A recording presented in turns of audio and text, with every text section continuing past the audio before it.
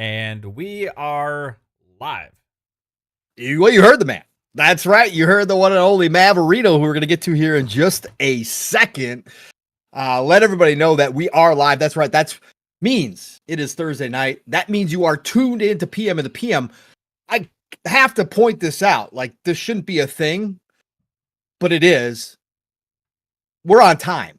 And Mav and I were here early tonight together, which is crazy. Like, we never line up our schedules on a Thursday night to get here early and to get started like we're supposed to. I know that's bad business and it's bad podcasting etiquette, as you all know us here, though. That's kind of our thing on Thursday nights. But hey, everybody, welcome to an on-time PM of the PM Pong and Mav of the PM, the best show in town on Thursday nights on the Fun Speculation Network.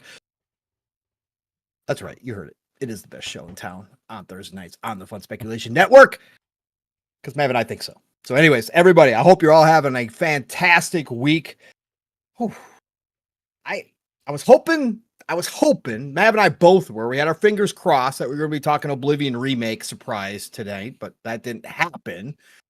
But we do get to talk some things going on in this industry. We get to talk that the most appropriately named man in the entire industry in one Doug Bowser, who was simply just born to run Nintendo, has admitted that all the excuse making out there, all the tariff talk, all the other bullshit out there was just that bullshit that Nintendo did just charge you guys extra because, well, Doug Bowser says Because we're worth it. Nintendo.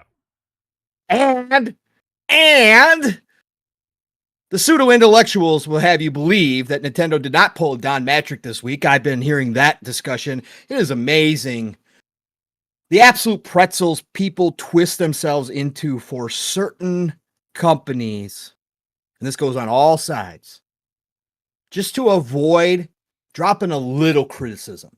Just to avoid, you don't have to slam them. You don't even have to say it was as bad as Don Matrick saying we've got an Xbox 360 for you. You don't have to say it's as bad as when Kaz came out and said, well, we just expect our PlayStation fans to get a second job to afford the PlayStation 3. You don't even have to say it's as bad as that. Just acknowledge that the optics of what was said is, if you can't afford a Switch 2, we got a Switch 1 that we're still going to be supporting, isn't the greatest. It's just not the greatest. Let's just say that.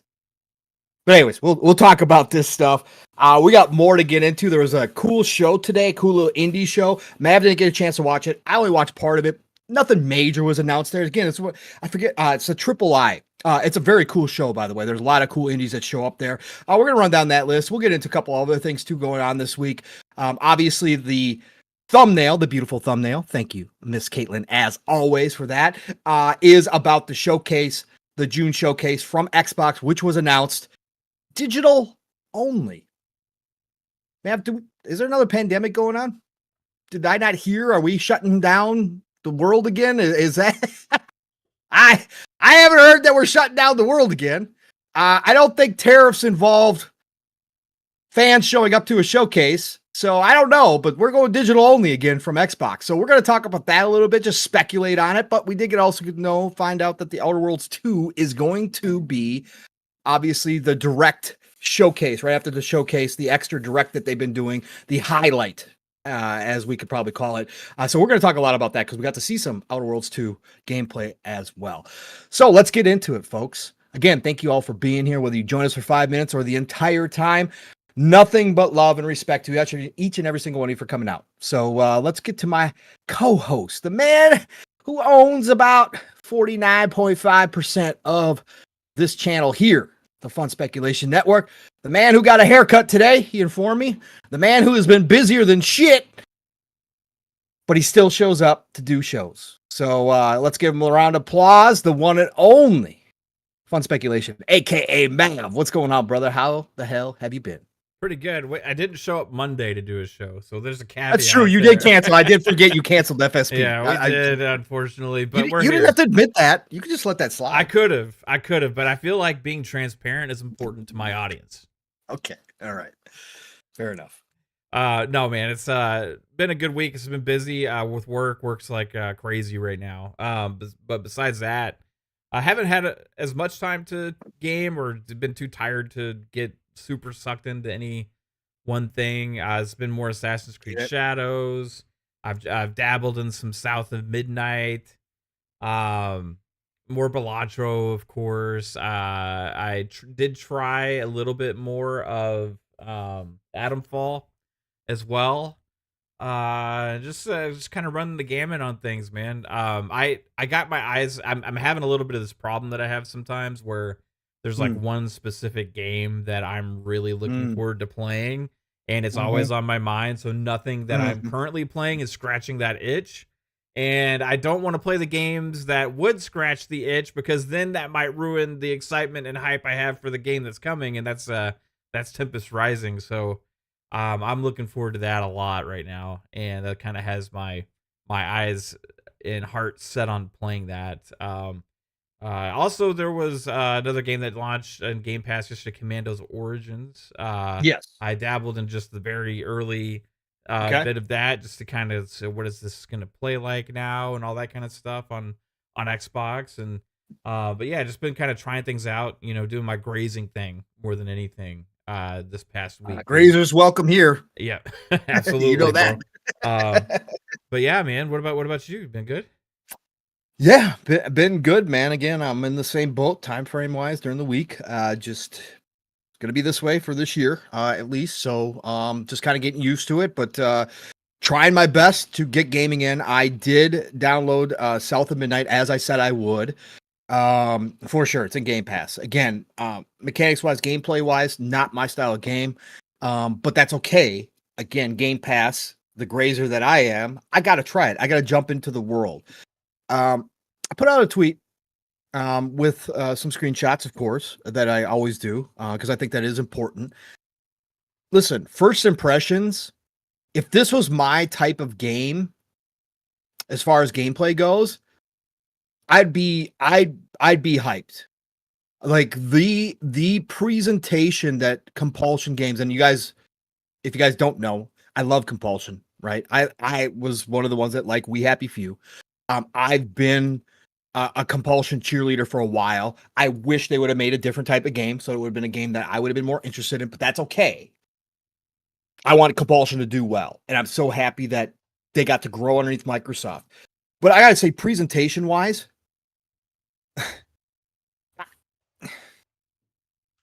it's always hard for me to talk like this, man, because people, well, it's not for me to talk like this because I really don't care what people think. Yeah. But I've always admitted that I'm always high. I'm higher than most people on the vast majority of games I play. I always find something about games, even games that I wind up not being that interested in, to say positive about. And people have called me too positive, toxic positive before in the past. So it's always hard for me to do this because I always know that's what it's going to sound like. But really, I don't, just from the opening, like, mechanics wise, what I was expecting is what it's giving me. And it's not, I understand where the reviewers came from, where they said it would get monotonous down the road, all that kind of stuff. Like, the combat is very simple. It is what it is. Yes, I know you can play on the hard difficulty. Yes, there is dodging. Yes, there are some techniques to the combat, but it is very basic compared to a lot of games nowadays. And that's fine. Again, it's okay. But everything else around that part of the game, Mav, is such high quality. I actually, even from the screenshots I saw and the videos that I saw, when I actually started playing the game, when I started watching the cutscenes, when I started hearing the music, when I started seeing the atmosphere in the zones, and I started to hear it, like even the ambiance, the noises in the background of the deep south in the swamp areas, and the acting, like, Yeah. I didn't know Compulsion, even me, I didn't know Compulsion had this in them, and I think it actually is better than what I've seen or heard about, like in a lot of ways. Like I'm so impressed with the animation style here. The animation, this art direction, again, it's always going to be subjective. Not everybody's going to love it. And yes, the stop motion is not going to be for everybody. But holy shit, bro. This is like I mean, this is up there with any of the others. I mean, take any Nightmare Before Christmas. Take any of the movies out there. Take any Caroline. Take any of the movies out there that you want that use that type. This is up there with them. Yeah. Like that's why I had to make the post. I'm like, it is just a beautiful, wonderful setup. The parts that I got through and the storytelling is really so far well done. And again, if this was a game mechanically, if this was a game that I was going to be into, I'd be so over the top, over the moon right now for it.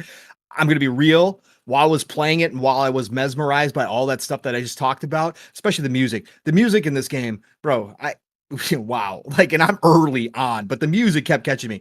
But the whole time I was thinking about playing Age, and I'll talk about Age here in a minute. So again, it's realistically not the game I'm going to sit and play for a long time.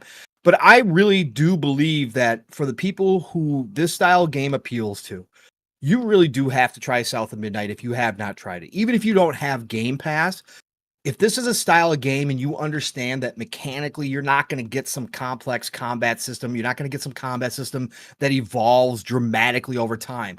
But if you go into it from that standpoint, the rest of the world that you're getting, again, this is early on for me, but from what people have said, this is what you get through the whole entire thing. It's just emotionally, it takes you through a whole lot of hoops because there's a whole lot of situations that you wind up in finding out about, and people have probably seen that out there that people weren't ready for.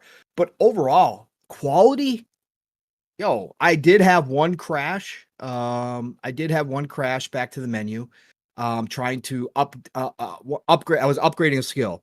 And it did crash back to the menu, but I didn't lose any time. It had saved at the spot where I was at.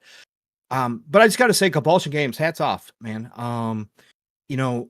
There's been a lot of talk around a lot of games, and there was talk around this one too, and there still is. I still got some comments underneath my post, which was, it's just dumb. I don't even, like I said, I'm too old to care. I don't even respond. I just mute and move on. I don't care.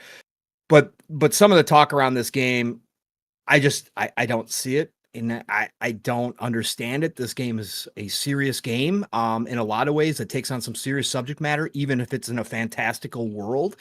And I don't see anything. It's not heavy-handed. And the acting and the writing so far, compared to what I've been playing lately in a lot of games, is off the charts good. This is just a talented team. This is the Compulsion Games that I knew they had there, that they just needed to be given a spot where they could grow and expand out and be given time to finish a game. Would I like them to see bring the combat up to that level or stuff like that? Sure, of course. I mean, I think that you should try to make, you should try to go for the whole package.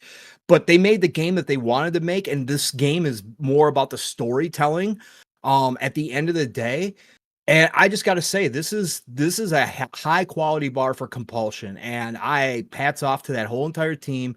Again, as a longtime supporter of Compulsion, as somebody who saw talent there, I'm impressed as all hell of what I've played so far and touched on in South of Midnight. Again, it's not going to be a game I stick with for a long term by the looks of it, but man, that world is something else. And I was really caught off guard. It was. So yeah, it's kind of rare where games seem like meaningful. You know what I mean? We play so many games that are like, it's like, okay, this is this genre. This is this genre.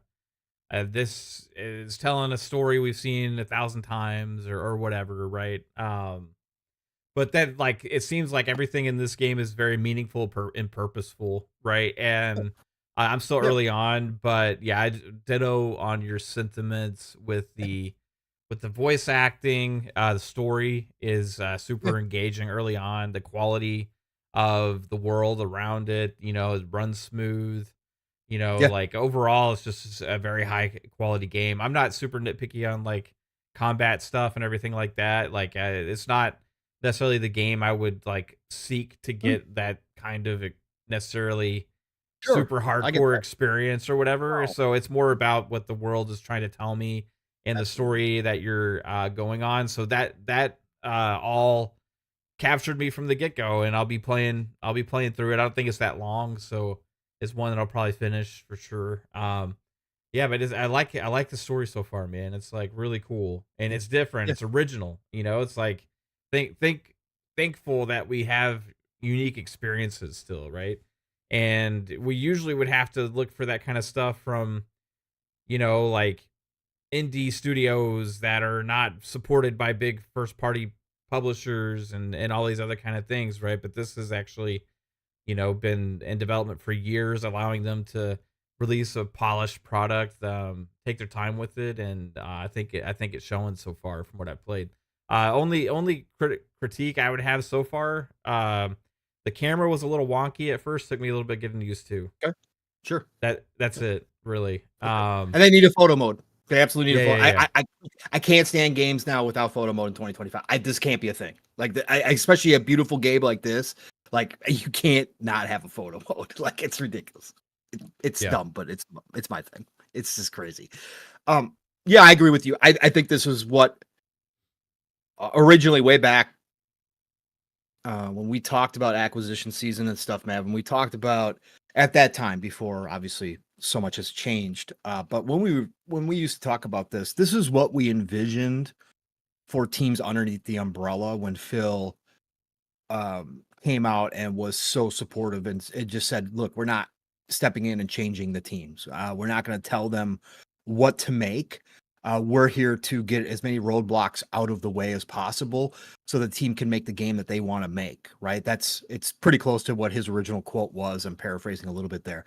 But we used to talk about this consistently, Mav, that this is why we were excited originally for acquisition season when they started picking up studios, right? Obsidian, we've seen grow and put out some really high quality games and some new creative stuff like Grounded that probably would never have been published if they were on their own. And underneath most publishers, even if they had gotten picked up elsewhere, probably would not have been allowed to go do, right? Hmm. Pentiment is a perfect example, right?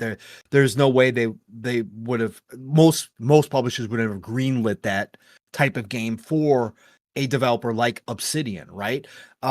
So I think this harkens back to what we had originally thought would be, when Xbox was still going to be, exclusive and these were the types of games that we thought could come from these studios. And again, they're not going to be for everybody. But that's the point that we always made as far as people who were fans of the Xbox ecosystem that separated it from your PlayStation ecosystem is the diversity of games that Xbox was going to be able to make under with that umbrella of studios that they now had.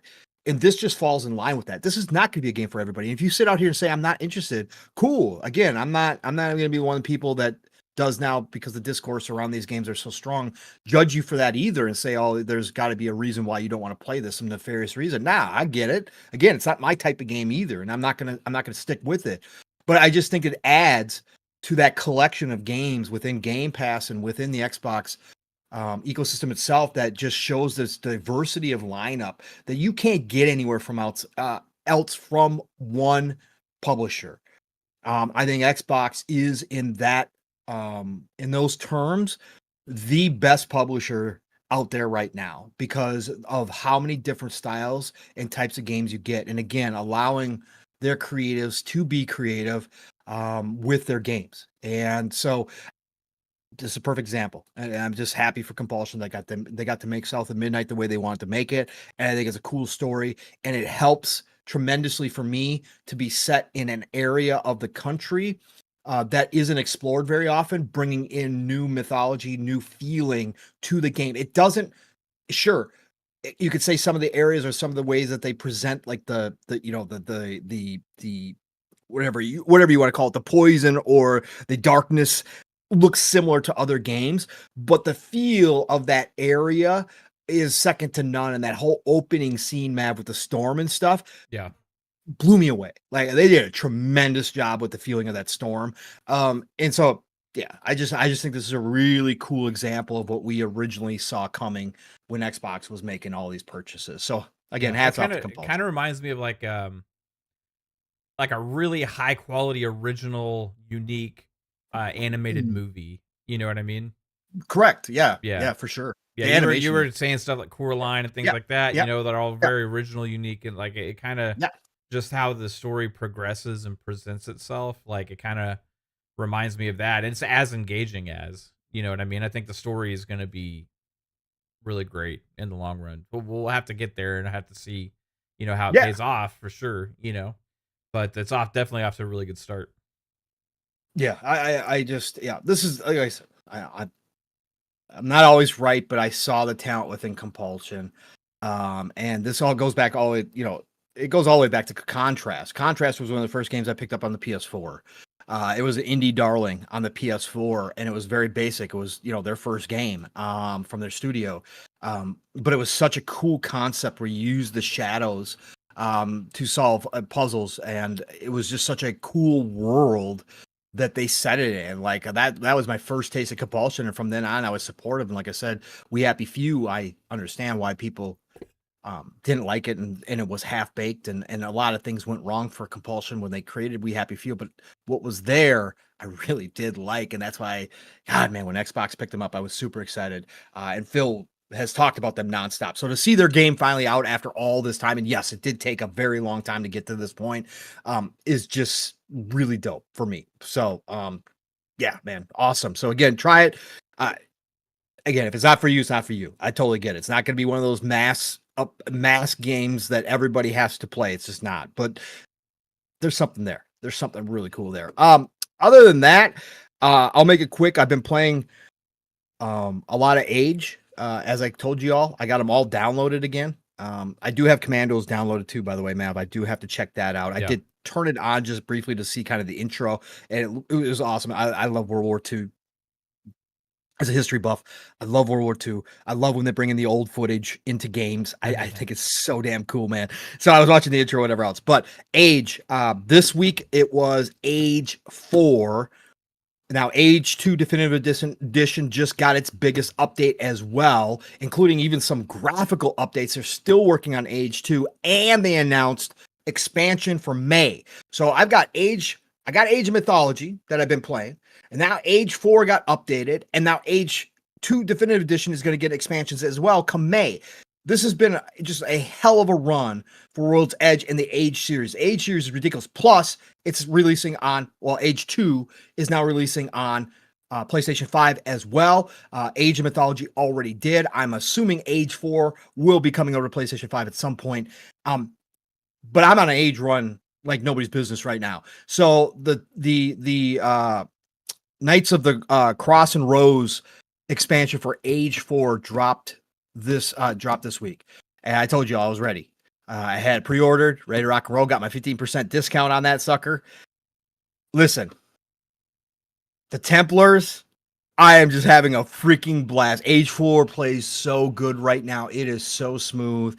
Everything on the controller just feels second nature. Once you start playing it again, it takes a little bit, but it's like riding a bike if you've played a lot of RTS on controller. I know some of you are going to say, nah, never, you can't do it. It's keyboard mouse only. I love the controller. I've been doing it for so damn long, but it's just crushed it with the controller. And they just get better. They refine it and refine it. Age 4, the Templars are absolutely freaking amazing. Having a blast. Again, I don't play online. I just play against the AI. I just love the setup. But man, it's just so cool to watch these teams support these games as Age franchise to this point. Even something like Age 2 Definitive Edition that has been out for over a decade, almost decade and a half now, I think, or whatever it's been. And supporting it and bringing it up to date. It's just amazing to step in these RTS games. Like Mav and I have talked about, we are big fans of RTSs. And one of the big things is they, pun intended, they age very well.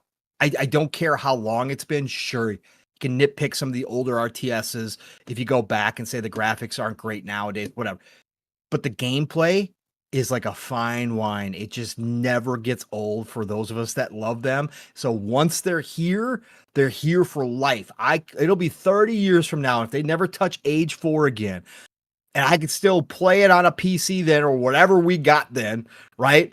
At that point, probably all virtual reality or I jack in, but I can still play age 4. I know it still will play great and I'll have a great time with it. Like it's just one of those things. So yeah, man, that's what else I've been playing. God, the Templars are so fun. You could boot up the original Command and Conquer right now and be like, yeah, this plays great, Yep. Boot up Red Alert right now and it plays great. Like I've done it. I played it on 360. Like it's awesome. Like I've got it on PC now too. I've got the whole collection on PC. You fire it up. Yeah, you can say, okay, well, it's not the greatest, clearest high res definition doesn't matter in a freaking RTS, bro. It does not matter if it plays, if the mechanics are well, if the AI is good, if the whole loop of collecting resources, if it's one of those RTS, if that's all on point, that never changes no matter how many decades go by. It's just good. It's about the systems and it's like chess. Yeah, it's like chess never gets old, man. God, I can't wait till Tempest Rising comes out. I know, Tempest Rising. I know, man. Oh my God. Later this month, it's the 29th, I think, 28th, something like that. 24th, I thought. Really? Yeah. You can get like 7 days early access if you get like the better. Yeah, which I'm gonna buy. I think because I'm gonna buy it anyway because I want the packs that they come with. I do like the packs that they come with too. So I think I might pick that up. Let's see here. If everybody goes and wish list Tempest Rising on Steam, there's a better chance we'll get a console version. Just saying. Yes, for sure. It needs to come to console. Yeah, April 24th. So, and there is a 7-day early access if you get the deluxe edition, which is only $49.99. So it's $10 more. I'm getting it. Yeah, I'm getting it. So that starts in 6 days. So we got less than the next week, Matt. If you get the early access. Early April access, 17th. Here we come. I'm getting it. I'll chill for this one. Let's go. Yeah. Oh, we might have to run through that. Yeah, maybe I come at Tempest Rising channel. It's a resurgence of Command and Conquer, everybody. If you know gaming history, Command and Conquer, it's like this is as close as we're gonna get, unless EA shocks the hell out of us. This is the closest. Which they could. They could. Because RTSs are all the rage right now. Tactical turn-based stuff is all the rage right now. Why? Because it's cheap to make, comparatively speaking to other types of games, and it's selling really well on PC still. The amount of tactical turn-based and RTSs that come out on the PC, if you don't have a PC, you don't understand. And yet they just keep pumping them out from all over the place. Why? Because you don't need that many people to turn a profit. You really don't in that genre. So I think we might see EA dip their toes back in, man. I think we could look at they got Respawn. They got Respawn coming out with a Star Wars tactical turn-based game. Yeah. For God's sakes, man. So obviously that'll go a long way too. If Respawn does a great job with that Star Wars, I can see EA forming another team and bringing back Command & Conquer. It's too big of an IP, bro. They know the PC fans alone, if they did it right, man. Think if they went back to FMV, brought back all the FMV, went out and got some actors, put a little money into it, and then brought it, the PC fandom would go freaking insane, bro. They would go freaking insane for it. Sure. Oh my God. Can't wait. At that point, I'd feel bad for Tempest Rising. Well, I think I don't think Tempest has to worry about it for quite a while. Yeah. There's another game too from some of the former Command & Conquer team. God, what's the name of it? They're coming out with another RTS as well. That's being advertised. It's going to come out later this year. No. That is another one. No, there's another one. Another smaller team, an indie team that's coming out that's influenced by Command & Conquer, but. Oh God, I'll think of the name of it. Hey, Mav, do you want to shout out the chat real quick? I got to run real quick. I'll be right back. Yeah. Okay, cool. It is time for the PM in the PM chat shout out, usually done by the one and only Pong Soul, but here we go. I'll give a crack at it. Shout out to Poison Maniac, always doing his best out there in the mod world here in the chat. Shout out to Rasputin's Beard. Nam Omar, how's it going, dude? BT Maverick 707, what up? Nicholas Lund, what up? How's it going, dude? Siki always in the house. Let's see here. We got Blue Moon FC. How's it going? Sea Lord of Bravos here hanging out. The one and only lore master Jasper hanging out from space. Nathan Hardman, how's it going? Free Bear, what up? Game on, Jesse. Game on. Let's see here. We got Froggy hanging out in the house. What's up, Froggy? Ron Slusher. I got Jason Max. What's up, Jason? How's it going, dude? Sotinist. How's it going, Sotinist? Let's see here. Who else we got hanging out? Nate Dogg. What's up to the one and only Nate Dogg? We got Calorie. It's going Calorie. What's up, dude? Fuzzy Tomato. The fuzziest tomato of them all. Let's see. We got the Truth Serum. How's it going? You cannot lie, sir. You can't lie. Let's see who else we got. I think we're getting caught up. I'm scrolling. Highlander Grim. What's going on, Highlander? How you doing? Hope you're well. Isaac Hayes, 85. What up, everyone? He says Def Leopard said, "What up, gamers?" And Masshole 1977. Seems like he's always first saying, "Sup, nerds?" What's up with you, dude? How's it going? God Emperor Sofa King hanging out. Buzz hanging out. Got Nam Omar hanging out as well. Dizzy Delta 99. Dion Hayes. What's up, Dion? How you doing? Let's see. I think I'm doing this faster than Pong. Does it seem like it takes Pong like an hour to read the chat? I think I did that in because 2 I minutes? talk. Because I read out their comments and I also talk to them. I'm sorry. I said hi. I don't straight read names. Like I get into what they're saying out there a little bit. So, anyways, and his beautiful wife Caitlin here as well. Hey, baby. The beautiful Miss Caitlin. Oh, well, thank you for doing that though. Sorry. I tried. Appreciate you guys. Cyber what's up, man? How's it going? He says, "Choo choo, motherfuckers! Choo choo, motherfuckers!" See, I read his comments. Yeah, great. You added an extra 5 seconds. Thank you. You did well, Mav. You did well. I put you on the spot. You weren't ready for it, and you did what I asked you to do. Nothing more, nothing less. You did your job, sir. Thank you. Appreciate it. High praise. I appreciate it. It's high praise. Dr. Dinglenut, how's it going, Doctor? Jesus. Here we go. And try to overcompensate now, folks. It says Dr. Dinglenut says evening all to you, Dr. Dinglenut, and everybody else in chat. There you go. It's better. Getting better. Right. Froggy T. Is that part of the problem? He didn't go that far back in the chat either. What do you mean? I think I went all the way back to the beginning. Even the chat knows. Even the chat knows what's going on. I got Masshole Sup Nerds. I got it. All right. Let's see here. Oh yeah, I know. I got the Ready to Rumble introducing vibe. Rasputin says, yeah. I put a little extra into it, guys and gals. I do. I enjoy it so freaking much. I love being here, and so I do put a little spin on it, sir. Not that Mab doesn't. We could have like a microphone drop from the ceiling for you. We could. I don't think it would add much.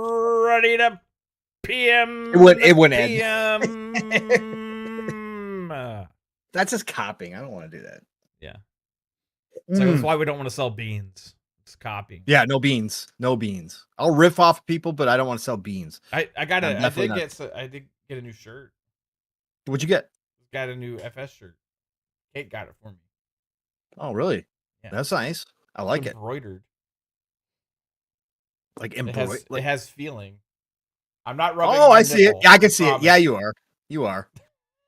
You really want to rub your nipples. It looks great. I like it. I can see the embroidery though. It does stand out actually. Yeah. And I like, especially on that color. It's good shit. Everybody go check out the store for Fun Speculation Network. No beans. Help support. No beans. Keep us ad free. All right, let's get into some topics here, Matt, before we go really off the rails. Where do you want to start? You know what? Forget it. I'm not asking you where we're going to start. We're going to start with Nintendo. We're going to start with Nintendo because again, we don't do it as much as other shows do. We should, because we've been right.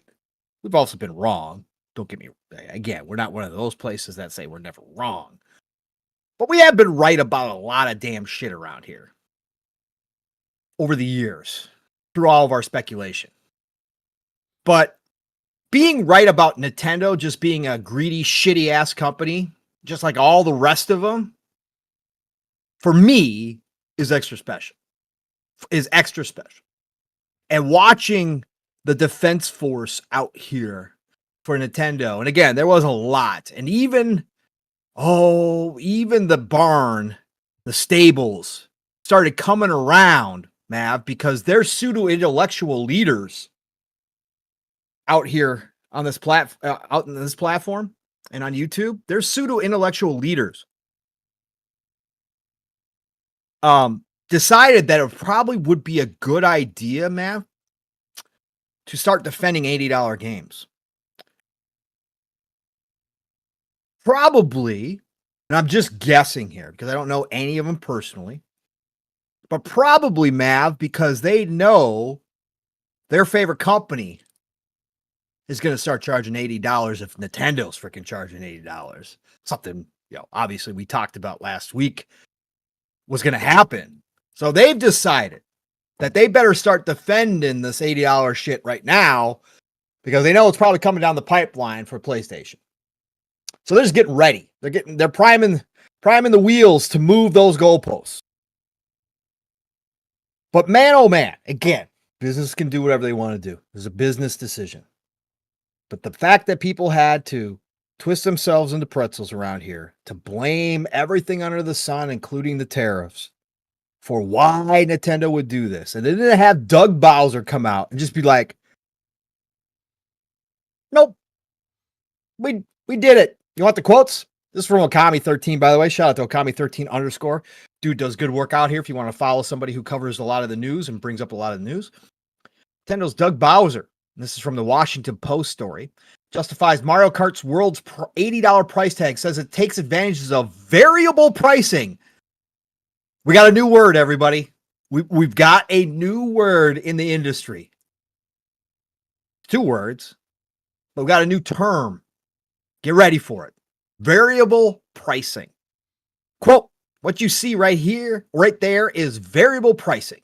We'll look at each game, really look at the development that's gone into the game, the breadth and the depth of the gameplay, if you will, the durability over time, and the repeatability of gameplay experiences.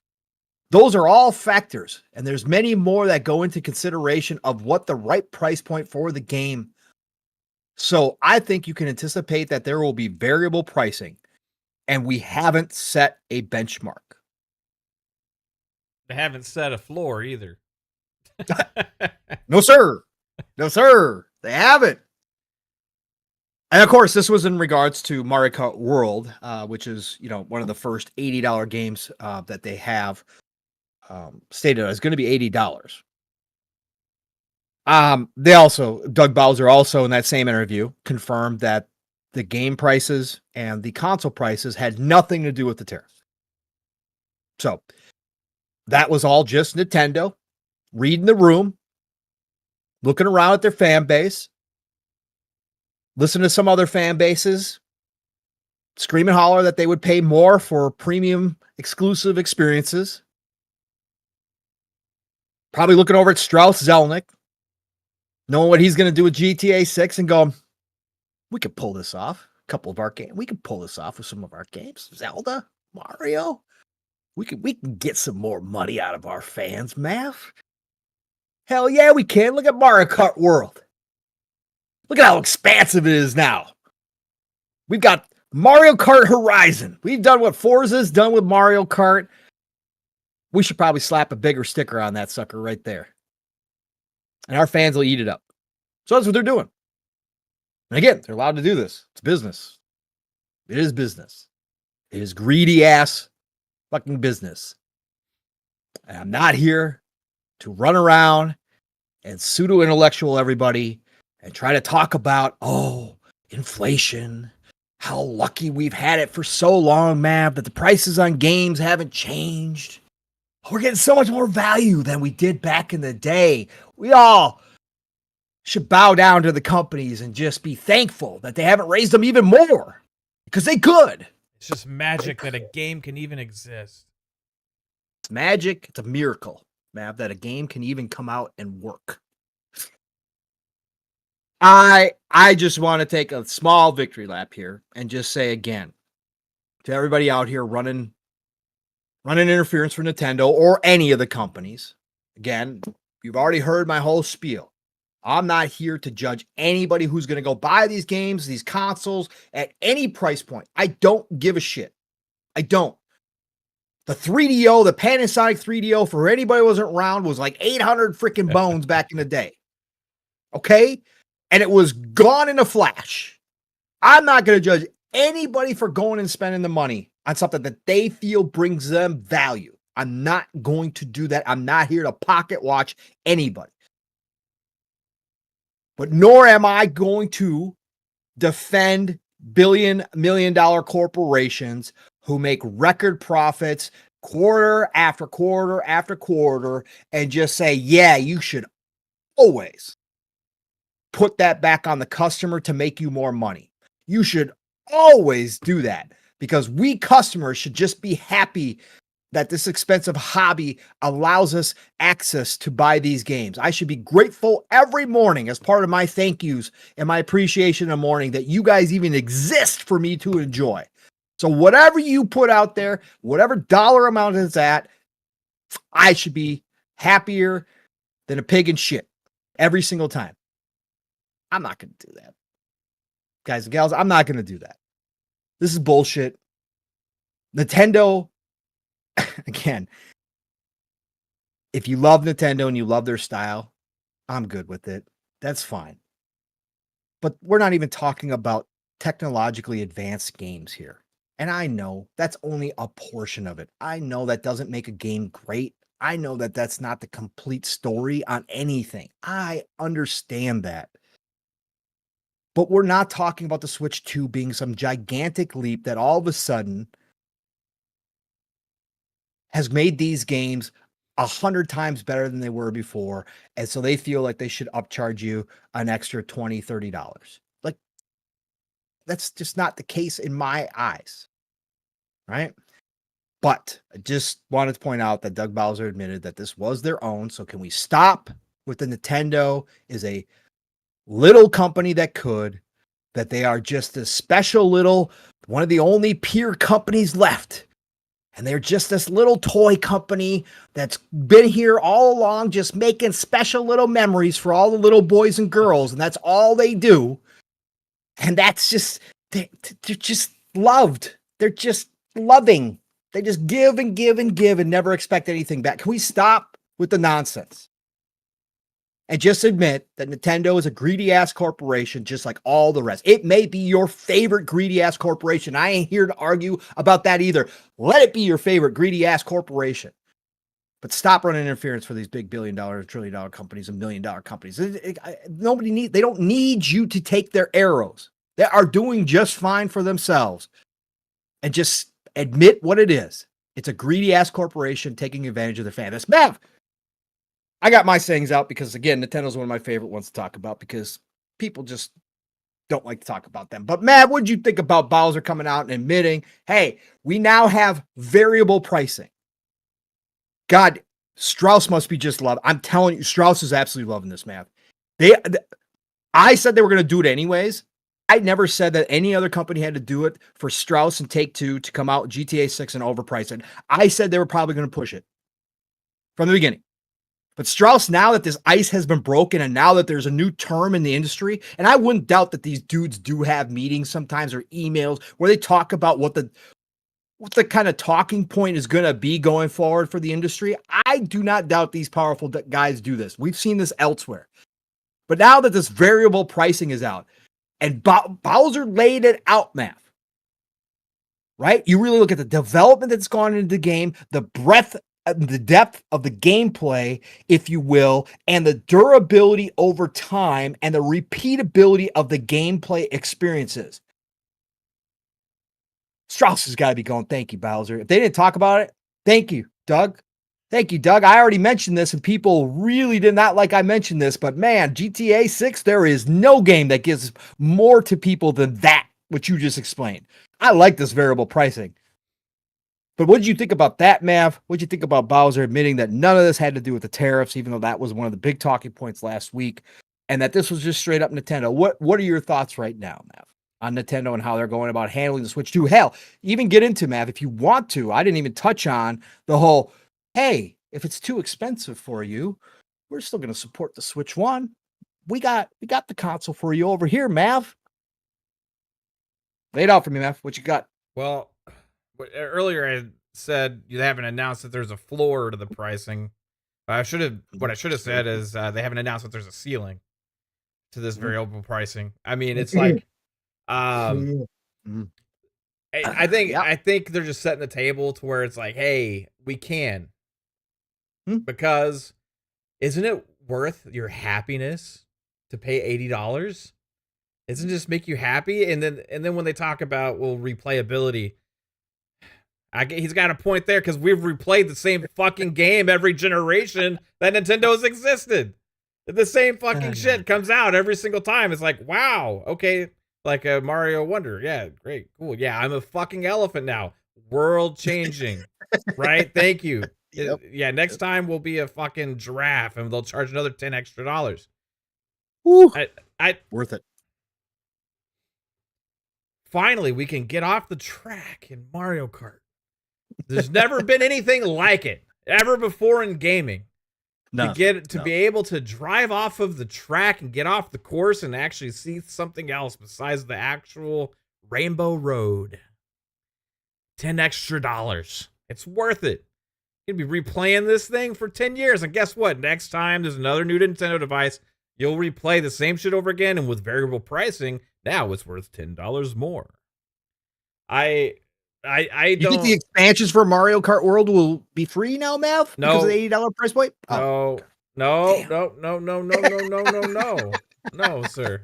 Okay. No, because that would limit the scope and ambition of what they could possibly create. I mean, how else could they make more carts and more tracks with...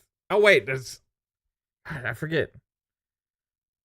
Forza has like a lot of free cars and tracks. I guess there is a way to do it. I just don't know if Nintendo's capable. Here's the thing, man. Like, they're doing it, like they said, because they can. I mean, that was what we said last week. As long as the Nintendo heads just continue to make excuses and are willing to just celebrate it and say my happiness is worth this, it's fine for them. But advocates for companies charging more for the same basic experiences we've been getting for a very long time, I'm not for that, whatsoever. People were making excuses last week all over the place. The variable pricing is another interesting thing from them, because it's like, okay, you know what it means. It means their biggest franchises, their biggest games, the ones that they know. What they should have said when it comes to all those factors, all the factors. Oh, there's many different factors. It's all these different factors. There's one fucking factor. Can we get away with it? That's the one factor. Like, how much do we think they'll spend before it actually costs us the goodwill of the players and actually costs us too much on numbers? That's the factor.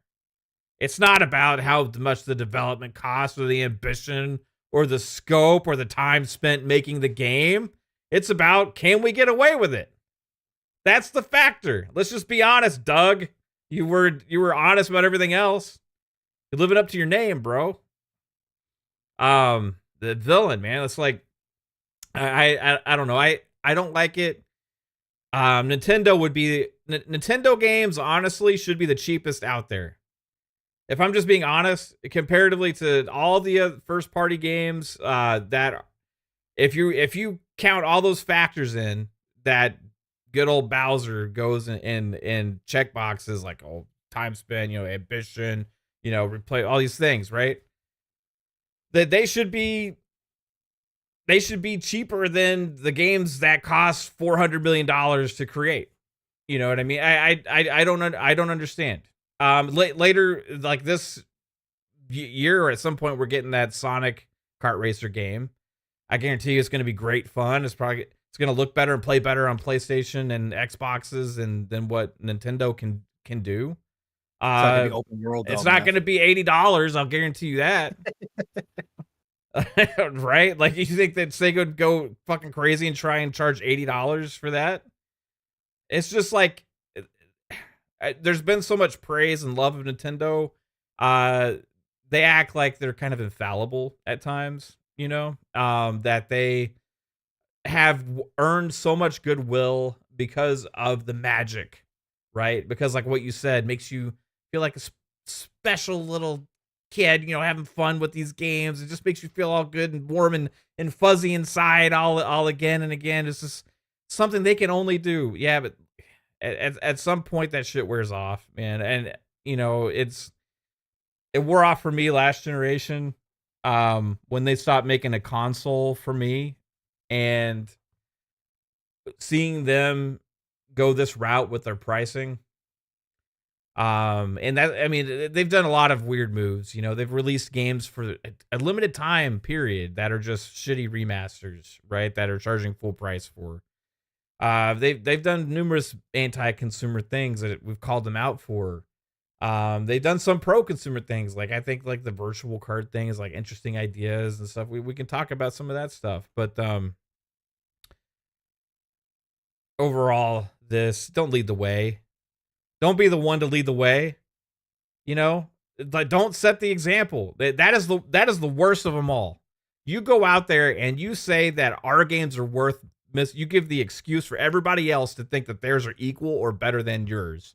And it gives the ability or the thought process that all these other companies think they can get away with charging the same price too. And you're going to have some other out there and the other publishers think like, well, let's run with this. And you're going to have some in the media being like, well, it's cool, that they can. And, if they're setting the bar so anybody else that comes after gets a free pass and gets an excuse. Nintendo led the way. Let's call them out, right? Call them out. Call it for what it is. They don't need to charge that much. They don't have to charge that much. There's no reason for it other than more profit. And that's doesn't benefit anybody else but Nintendo themselves. So let's stop acting like it's some kind of thing that's necessity for the industry or for the gamers. It's absolutely not. At the end of the day, they're doing it because they can. At least they were honest about that. Yeah, I mean they were. I mean, again, I was surprised that he came out just so candidly with it like that. But again, that's the power that they have. Again, when you cultivate, I've always said, respect the hustle.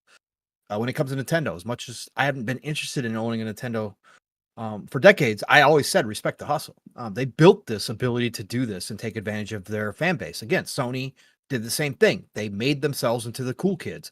When you make yourself into a cool kid, you can get away with stuff that the redheaded stepchild like Xbox can't get away with. It is what it is, man. It doesn't matter what we're talking about. It doesn't matter what industry we're talking about.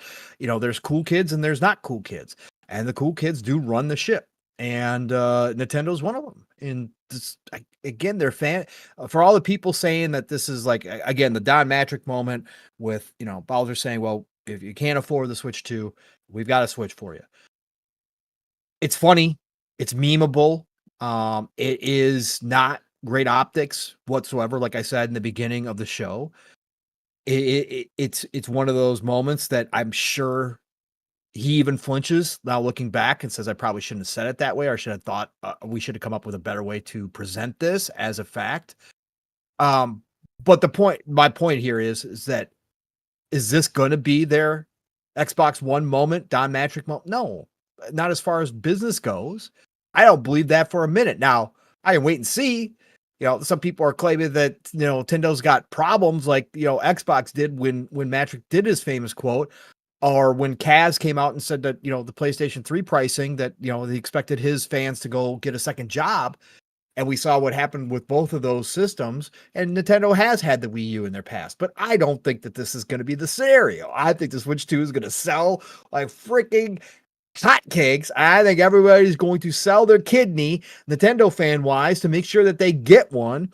And I don't think it's going to be a problem. And I think it's going to be a funny moment in the past that people think about sometimes. But I just think that they're going to bulldoze everything and they're going to be sold out. And I think their games are going to sell like hotcakes. I think Mario Kart World is going to set records. $80. Like, it's just the reality of the situation. I can be proven wrong. Maybe there's more sentiment out there. Maybe there's more of the masses out there of Nintendo fans that are scratching their heads and go, "Ooh, yeah, no, I'm not here feeling this about Nintendo." But I don't think so. I think they're gonna be just fine, and I think that this is gonna be a classic Nintendo launch, and nobody's gonna even think twice about it. So I don't know, Mav. Like I said, I just wanted to point out, take a little victory lap here. And I wish people would take a step back sometimes. And again, we can all be guilty of this from time to time, reactionary and defensive about some things that we are really passionate about. Obviously, again, there's plenty of times I can freely admit, Starfield. I was very defensive about Starfield and very passionate about that because I love Bethesda and I loved Starfield and I still do. But it's just, it is just like, take a step back, folks, and stop trying to blame. It just, Nintendo is a for-profit corporation that is beholden to shareholders, just like Xbox and Microsoft is, just like Sony and PlayStation are. They are no freaking different, right? They are not different at all. They can do all the right things for you as you feel like you are treated differently. Okay, fine. But at the end of the day, they are a corporation whose sole job is to make their shareholders happy and to make as much money as possible. And that's what they're going to do. And they set themselves up perfectly for this with the success of the Switch. Again, respect the hustle. They are allowed to do this. There's nothing illegal about what they are doing. It's just, I'm not going to sit back and say, yeah, it's great. I can't wait for everybody else to follow suit now. I can't wait to spend more money on games. I just can't wait as a gamer to spend more money. It's worth Fuck it. You. I'm not doing that shit, man. I'm just not. Value is in the eye of the beholder. It is, but I'm not. Value is subjective. It is. And again, I freely admit, Elder Scrolls 6, if it's $80, I'm buying it day one. I will bitch and complain. I will say that Bethesda and Xbox are being greedy, but I will buy it if needed. Again, I have Game Pass. I'm assuming not, at least as of this moment. Game Pass still exists. So, but I would bitch and complain, but I would buy it. But I would say something. I'm not going to defend and roll over and smile about it and lop it up and say, everything's great. This is just beautiful. I'm just so glad a miracle happened and this game got made. I'm not doing that. I'm not. You know what? Vampire Survivors should have been $50. I mean, replayability? Justified. And all he does is launch free DLC like he did today. I mean, Justified. It should be actually with the amount that I played Vampire Survivors after it came out. Or Balatro. Man, they should have, you know what? Justified with the replayability that and quality and, of Balatro. They should have been able to charge $1,000. It's justified. It's justified. That's a good litmus. It's a good litmus test, Mav. If this was applied, let's just say variable pricing, quote unquote variable pricing, was applied as a standard across the entire industry. There are indie games that punch every single year way above their weight, folks, and more it's happening. Do you think that the fans, even in the indie side of things, would roll with this? Do you think, honestly, if indie titles started doing variable pricing and let's say a game like Vampire Survivors came out, do you think that thing would have had anywhere near the success it did as it does now? No. You gotta ask yourself, why is it okay for the big boys but not the little guys, right? Why should we brand that they know they can get away with charging the premium price? Why should we defend the big boys if the little guys couldn't get away with it? Doesn't that seem ass backwards in some ways? I don't know. Just throwing it out there. It's weird to me. Hey, Alvin hit us with a $5 Hey, super Alvin! chat. Yeah. Thanks for the super chat, Alvin. Says Sony didn't want Nintendo to get all of the shine this week. $109. The Last of Us plus The Last of Us 2 Ultimate Remastered Bundle announced today. Wish I was kidding. LOL. You are correct, sir. That did happen. You are correct. And Razer Ultron, member for 1 month, says at launch, Xbox One and Xbox Series sold out too. Fact. Yeah. Fact. But obviously it killed the momentum after that point. The hardcore, the enthusiast Xbox did sell it out, right? What I was saying about Nintendo, I just don't think Nintendo's going to lose to any fans. I don't think any fans are going to say, "Oh no, I'm going elsewhere." I think they may still have a slower transition. You know what I mean? Like over time, but like they're still going to sell games on the Switch, right? So like, I think they anticipate, there's going to be but they'll probably just be like, it's a Switch. We're still selling Switches like hotcakes. Yeah, they'll still sell. Oh yeah, yeah. Of course they will. Of course they will, because they got that for all the people that can't afford it. So, but yeah, I just. They're gonna put the Switch up like in the broke people section of the stores and be like, hey, this one's for you guys, right? Like here, the dollar section up by the front of the stores when you walk in is like they're just like Nintendo's like, hey, put our Switches there. It's for the people that can't afford the regular one now. So we'll have the way a lot of this community thinks. That's the way that that's the way this community thinks. A lot of we still have this one for you, the guys that can't afford the better one. We're still going to be selling it. Don't worry, all everybody else. This is the privileged Switch. Fuck that. I just can't with this. I really can't. But again, we will find out. Like I said, if Nintendo does take a dip, I'll be back here going, oh shit, they actually did really shoot themselves in the foot. We'll see the regular Switch in like a bargain bin in the middle of a Walmart aisle, like just like tons of them, just fucking like. And then you'll have like a premium like locked case for the Switch 2, and you have to go get somebody with a key, Buy 2 get 1 deals on Switches. Yeah, that'll be the new thing. It wouldn't surprise me if eventually with the Switch, original Switch, they do end up like actually dropping the price on the original one more, just to get more people to have Switches. When they're pushing the Switch 2 so much. Absolutely, like I could see that. And would I be tempted at this point, since I'm not going to buy a Switch 2, would I be tempted to go play Fire Emblem? Even in a shitty resolution, Mav? Or I might be if it got low enough, I might be tempted. Like what would your what would your low mark be to go be able to play the back library of Switch games? If it goes to $99, I think I'd be in.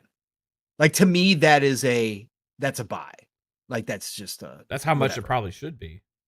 Yeah, that's probably how much it should be. If it gets there, you might hear me say I got to switch just to play some of the back games that I want to play. I might put them on a monitor just to see so I might not put them on the big screen. I might throw it on a monitor instead. Just get a little small monitor, Right, exactly.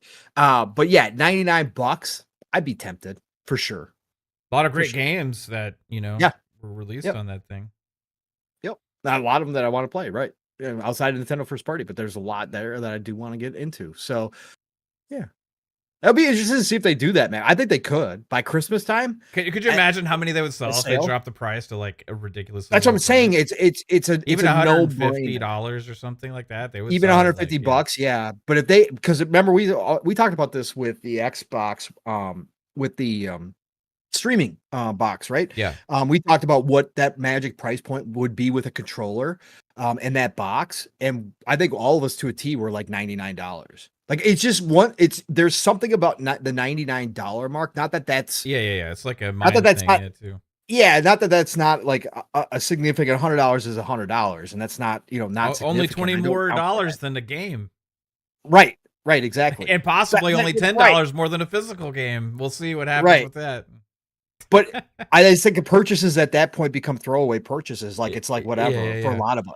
It's like okay, like it's if I'm not into it, it's not gonna like Right. like It's not gonna whatever's break yeah. me. If it sits there and collects dust, I don't think about it at that point, right? It's Yeah, not yeah. like, "Oh, shit, I spent all this money." It's not like if I had my PS5 right now and I wasn't playing it, I'd be going, "Jesus, man, Yeah, I I could spent see like like, $200." that with the Switch Yeah. Lite, how much is that now? The Switch Lite, that they have What out is the there? It's Switch? like 1 or is it 200, I think? Yeah, I think hold on, let me look it Because up like, right that's now. what, like, remember when they released the 2DS?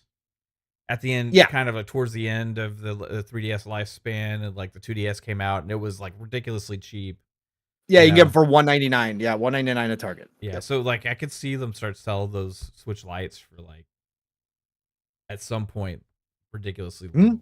Like Christmas time, like, break Yeah. them like, especially the Switch 2, if it is going like hotcakes and people are trading in their Switches nonstop, I could definitely see the Switch Lite for sure getting down to that around that range, like 120, 129, 5% Target discount, Mav, I'd be getting But close. that one's Like not even dockable, is it?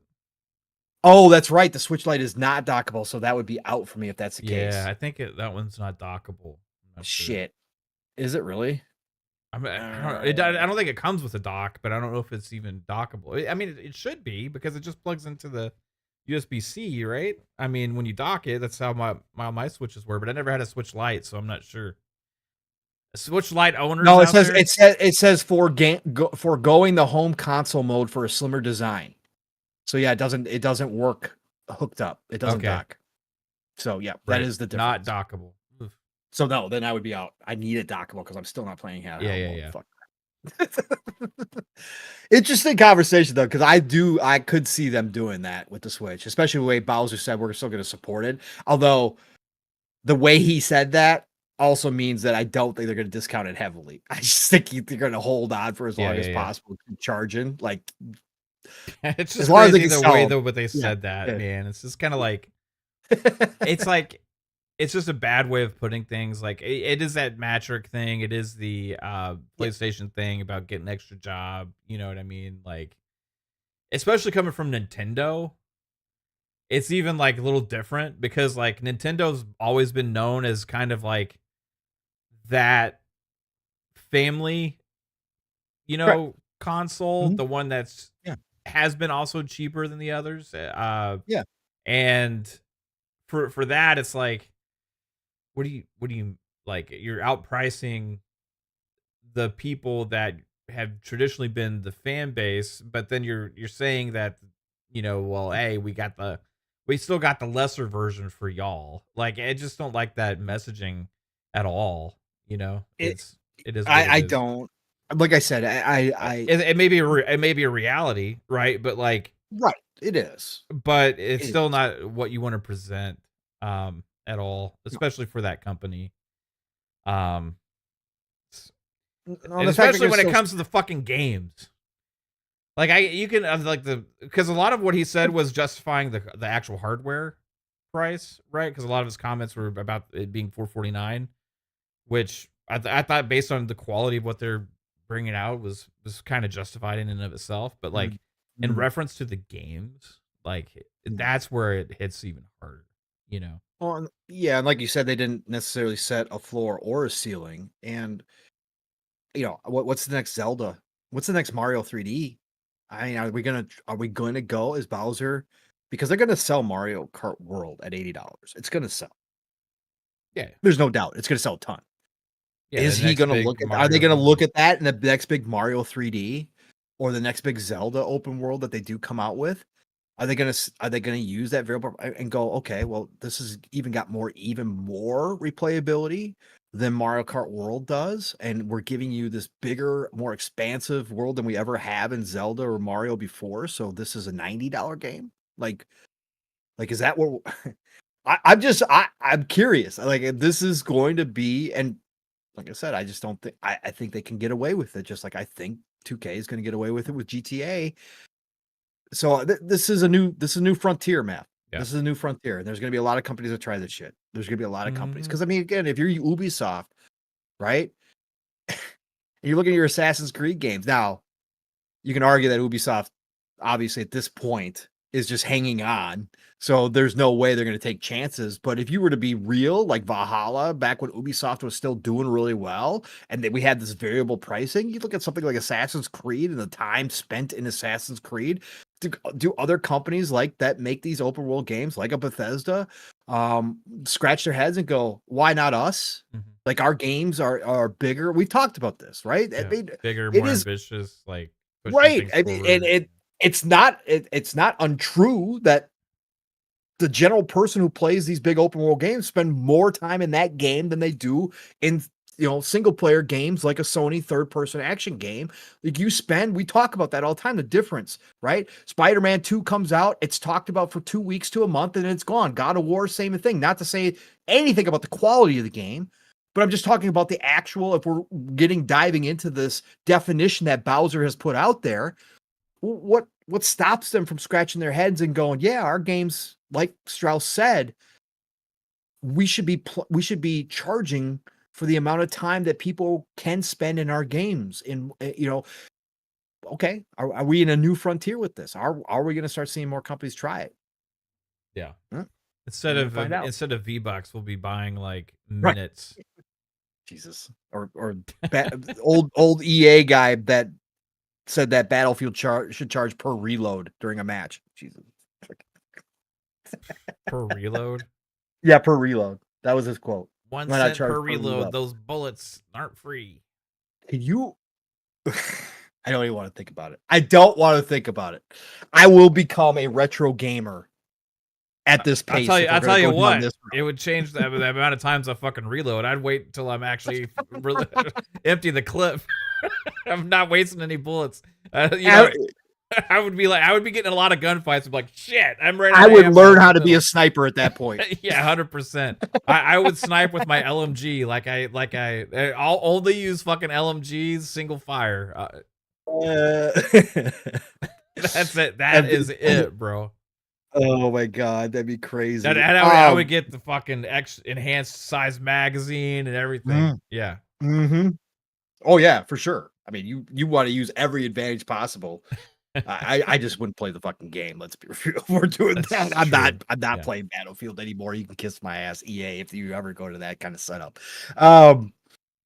Before we get off Nintendo real too, we should obviously bring this up because they did clarify something that's caused a lot of confusion and a lot of people don't pay attention to this stuff. So there was a lot of confusion because the explanation and the way that the games were being advertised and some of the wording initially from Nintendo confused people when it came to the Switch 2 specific upgraded games, right? The Switch 2, like the Switch 2 version of Zelda. There was a rumor going around, and there was some, confusion around, again, what Nintendo had actually put out there, that it was being suggested that the Switch 2 version of the games on the cart were the actual Switch 1 games, and then you downloaded the Switch 2 update, that the Switch 2 version that made it a Switch 2 version was a digital download. Nintendo did come out and clarify this week that is not the case, that when you buy a Switch 2 version of a game like Zelda, that has the updated version all on the cart. Okay, so that has been confirmed that is not going to be something that Nintendo's doing with the download. So that is big for physical Switch owners, for the people that are still going to try to own as many Switch 2 games as possible. Again, we know not all of them are going to be that way. There are going to be some games that are digital only. But for the people that are trying to do that, that is a big deal. So I just wanted to clarify that because that was a lot of people were kind of up in arms about that as well. But Nintendo is doing the right thing there. Yeah. So that's good news. So just wanted to get that out of the way before we move on. Yeah, can we, before we get into go. Can we talk about the Alvin's thing with the whole Last of Us? What did Alvin say?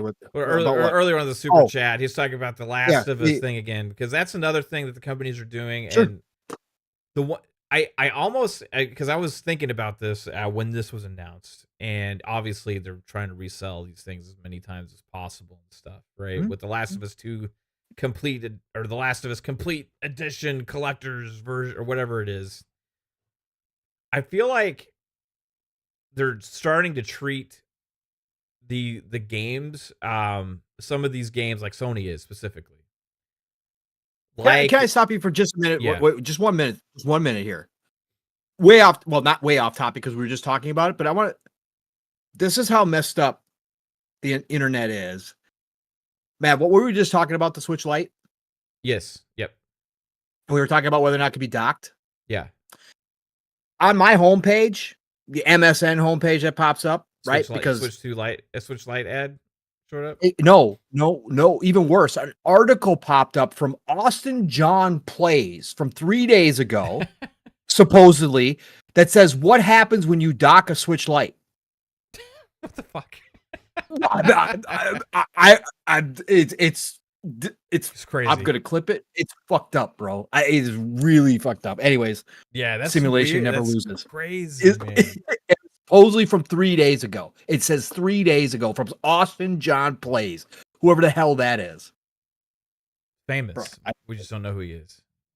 Yeah, we don't know, and I don't know if he's real. But yeah, like what Alvin was talking about with the Last of Us thing, right? Yeah, they announced another version of that's being sold, $109. For both versions of the game, physical kind of collector's edition thing comes with like a Right. thank you note or some bullshit. I don't. Anyway, I was thinking about this and I feel like Nintendo's treating like their games, like their physical games now, and those story-based games kind of like like the movie industry treats like Blu-ray releases and 4K releases now.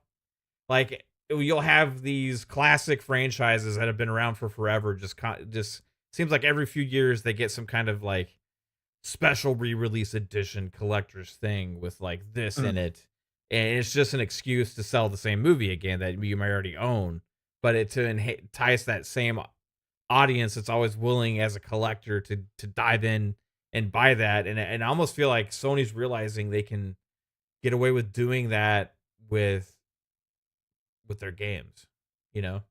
Yeah. It's interesting to see because they are also like that movie kind of company. You know, they make movies and music and all these other kind of things. So there's like seems to be a little bit of a crossover with that. And they're going to keep doing it as long as people are willing to buy them. I don't know how many of them they're going to produce, but they'll probably sell out of it, which is crazy, you know. Yeah. But yeah, I just kind of was thinking like it's interesting that they're doing this again, man. It's like it's not a good look in the gaming industry when you have so few first party games announced or a roadmap to be re-releasing the same thing over and over and over again. But I think there's precedent for it in other industries that they're learn from themselves with this a little bit. But the thing is, games much more expensive. So, I mean, I go don't back know. to what Shuhei said, right? Yeah. Shuhei said it, right? In one of his earlier interviews. Yeah, you better when buy he first these if left you PlayStation. want more investment. Yeah. Correct, because he said it's like printing money for PlayStation. He said it's like printing money for PlayStation. Like he freely admitted what a lot of people didn't want to admit, that this is just a way to sucker their fans into buying the same shit over and over again, but it's cheap for PlayStation to produce. Even the special editions, it's just cheap for them to do. Yeah. Right? And so they're going to and Shuhei said they're going to continue to do this. Like this is part of their new ecosystem, is to run these games back as often as they think they can, and offer them in new ways for their fans to buy. So not surprising to me. It is. I It thought is I nuts saw to me. something about this the other day, and I tried Yeah. looking for it, and I couldn't find it. Now it was announced today. It was weird. Yeah. So it is what it is, but this is, I mean, Shuhei kind of pulled back the curtain a little bit and just said that this was obviously something they discussed internally. And it's something that is very profitable for them. So they're going to do this. And if you want those new games, PlayStation fans, better go support. Better go buy The Last of Us for the 5th fucking time. You better. Pony up, as they say. Pun intended. The last edition. That's The next. last edition. Yeah.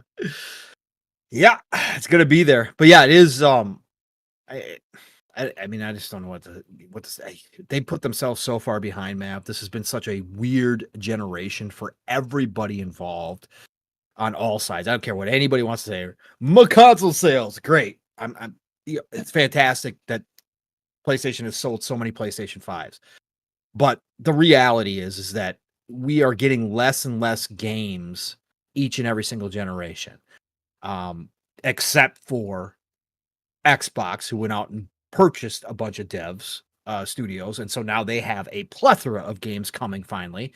But the reality is we're getting less and less games, and and people are finding more and more ways to justify it when they made massive mistakes over at PlayStation and put themselves way behind. And if it wasn't for their console sales, they would be in a world of hurt right now. They would be. It is only because they've been the cool kids and they've gotten away with it and people continue to buy that they are able to kind of survive what would be a pretty massive dip for most companies with their games as a service initiative failing the way that it did and having all those projects canceled or put on ice or whatever you want to say, and all that money and time lost. Like, there's not, they are lucky. They are lucky in a lot of ways that Xbox did not get off to the start that they wanted to this generation because of the pandemic, that they did not get their footing early on in this generation in a lot of areas. Because there could have been, if Xbox was still on that track and they had been successful, we might be talking a different story as far as the pressure put on Sony right now. And I just, I look over there and I just go, okay, well, I mean, that's cool. I mean, you guys can be happy. Again, it's all in the eye of the beholder. Plenty of third-party games over there. They've still done that for you guys. But what you guys claim to be the reason why you own the PlayStation 5, again, I'm not talking about the masses that play Call of Duty because their friends are there or that play Madden every year, whatever. I'm talking about those people. We know those people. Talk about the fans, the enthusiasts, the PlayStation enthusiasts who claim the only reason why they own a PlayStation 5 is for the first party titles. There hasn't been a ton. You've gotten some good ones. I'm glad you're all happy. But again, nobody's talking about Spider-Man 2 still. Nobody's talking about God of War Ragnarok still. That's just not the thing, right? You're not talking about Ratchet and Clank anymore. Not talking about Returnal, right? Astrobot had its glory, won a bunch of awards, sold 2 million copies, cool, in and out. But honestly, compared to other generations, you guys haven't gotten the games that you claim you pick up a PlayStation 5 for. You've been satisfied, which is cool, but it's just a weird generation. And obviously what happened to Xbox is even stranger for a lot of us. It's okay. And then comes along Nintendo with the Switch 2 and what they're doing, which we just talked about. So it's been wild, Bav. We talked about this generation. As much as we speculated talking to this generation way back 3-4 years ago, and it's also, oh my God, almost 5 years ago now, when we started all this shit, we always speculated that this generation, you and I had many conversations about that this generation was going to set the tone for the industry into the future. And that we were going to see a lot of transition. Yeah. Gen, None of it. I mean, we never knew like all this was going to happen, but we knew that this was going to be that generation that really had a chance to change the direction of the industry in a lot of ways. And even though it's not what we thought per se, that's exactly what's happening here for all these companies. It's been fun, man. It's been a fun ride. Even if it's been sometimes disappointing, it's been a fun ride and it's only going to continue going forward. Yeah, it's been. So, I mean, overall, I think. Yeah. I think this generation's been the craziest generation. Yes. Wild. Like, of just randoms that you don't know what is actually going to happen or what games are going to get canceled or revealed or what trajectory companies are going to go on. Like, it's just been really strange, you know. But overall, I think like it's just because it is that transition time, you know, of the evolution of things, you know. Yeah, and I agree.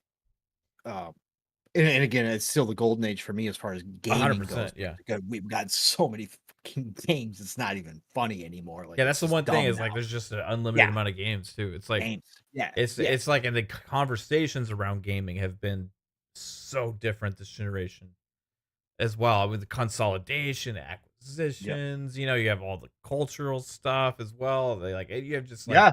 Yeah. a There's been a million lot of different attitudes. conversations going on around gaming, like subscription services, like Mhm. um multi-plat companies going multi-plat. You have companies charging more. Had twice Yeah, the same yeah, conversation's been this generation about raising prices for games.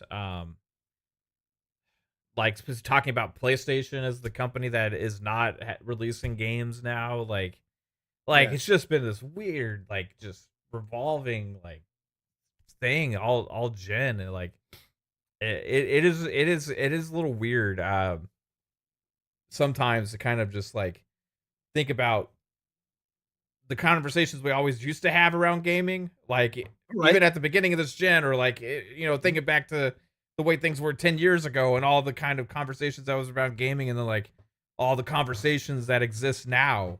It's like Mhm. completely different industry. Yeah. A lot's It's just changed. weird. A Yeah, lot has changed. Right. A lot of money got introduced yeah. to this industry, and a lot of different factors came into play. And it's again throw the pandemic in there, which nobody saw coming. Like Hmm. you just throw stuff in there. Like, the only other time it's that I can think back that it was like this, and I'm sure there's been other times, obviously, but we didn't have social media right back in the day. But the only other time I could think of that it's been kind of wild and crazy like this was that era when all these companies were jumping in to making consoles and stuff, man, like Panasonic showing up with the 3DO, like all this new tech when we transitioned to CDs versus cartridge back in the day. And there was that competition because Nintendo was obviously hanging on to Yeah. cartridge and stay like that time frame was wild. But again, we didn't have social media, so there wasn't as much it was in the magazines. But I just remember back then, you had all these companies, like you had the CDI, like you had all these companies back then. You had the Japanese company, you still had Neo Geo making stuff, right? You had all of these different places. And the East and the West at that time were so different, and that's what happened to Sega. Their own companies didn't, the same company didn't talk to each other or were infighting between the east and the west sides because they were fighting over what best way was going to be to do this. Like, I'm sure if we had social media, there would have been some times in this industry that were kind of felt like this, where it was wild. But your point as far as a transition to kind of a new era in a way, especially with the digital age and how fast we are getting there. And now we've got AI thrown on top of it, which we don't know how that's going to affect this industry. It's obviously already starting to affect it. So yeah, the transition period that we have here is probably one of the biggest that we've ever seen. Like you said, subscription services becoming a thing, all of that rolling into this, I should say, really is kind of making this a wild, wild west scenario in a lot of ways where speculation is rampant and nobody's got a for sure crystal ball on this one. Nobody knows for Yeah. sure how this is all going to play out. So, Yeah. And yeah, good times. just thinking about certain things about this, just how crazy it is. Like Yeah, it. Think about 10 years ago in 2015, right? right. Would to think that we'd be asking then, is GTA 6 actually going to release this year? Like after GTA 5 came out in 2013, it's sitting there in 2015 being like 10 years later, are we finally going to get GTA 6? Like Elder Scrolls, when is the next one going to come? Like Skyrim was amazing, but Think about how many years? think, Is it going to be 2016? Is it going to be 2017? think about No, going back to not even ourselves. close. Think about going back to ourselves and saying something like telling ourselves like Rockstar is only going to make 2 games in 15 years. Yeah, It's going to be great. What? right. Can you Yeah. can you like yeah, It's just all that kind of it's stuff happened. fucking Yeah. nuts, man. Yeah, You yeah, know? yeah, yeah. Anyway. Splinter, we won't see No, another Splinter love it. Cell again. Like, Yeah, jeez, like just yeah. think Splinter about Cell is just gonna disappear, folks. Just gonna it. disappear. It's never Ubisoft coming might back. fucking disappear. Oh man. Yeah, You could never predict you could never predict this shit. That's what makes this fun. And that's why I always say, again, all the pseudo intellectuals that think that they have it all figured out and that nobody else talk about this stuff because they know, because they get right about some stuff. It's all bullshit. The one constant is that everything changes. Nuts. Everything changes in this industry at all times, and nothing remains constant in this industry. You can have great runs like Call of Duty, right? You can have great, fantastical runs for decades, and it can all fall apart in one instant. That's always been consistent in this industry. And that's because humans and their likes and their interests can change on a dime. Nobody saw Fortnite coming. Nobody saw the black hole that Fortnite would become. Nobody knew Minecraft was going to be the biggest game in the freaking world. Yeah. Right? I can't. It's just, but can it all end tomorrow? Yeah. As great as it all is, everything could change in an instant. And it could be flipped on its head. It only takes one game to come out to change the entire industry and remake it and reshape it, which has happened already multiple times in our lifetime. Like it's wild like that, man. Good conversation, man. I love when we have the spur of the moment ones, the natural ones. Yeah, the natural ones just come out of it, man. I love it because just so cool, man. What else should we get into here, man? Should we talk about Xbox here in our thumbnail? We did get some Xbox news. We were hoping for Oblivion remake to be announced this week. There were some rumors that potentially it could be. We thought, some people thought maybe it could be a surprise announcement at the ESO day today, which went off, and they talked about all the big changes they're making to ESO. That was interesting. We're not going to get into the ESO day, but I did have it on in the background while I was at work.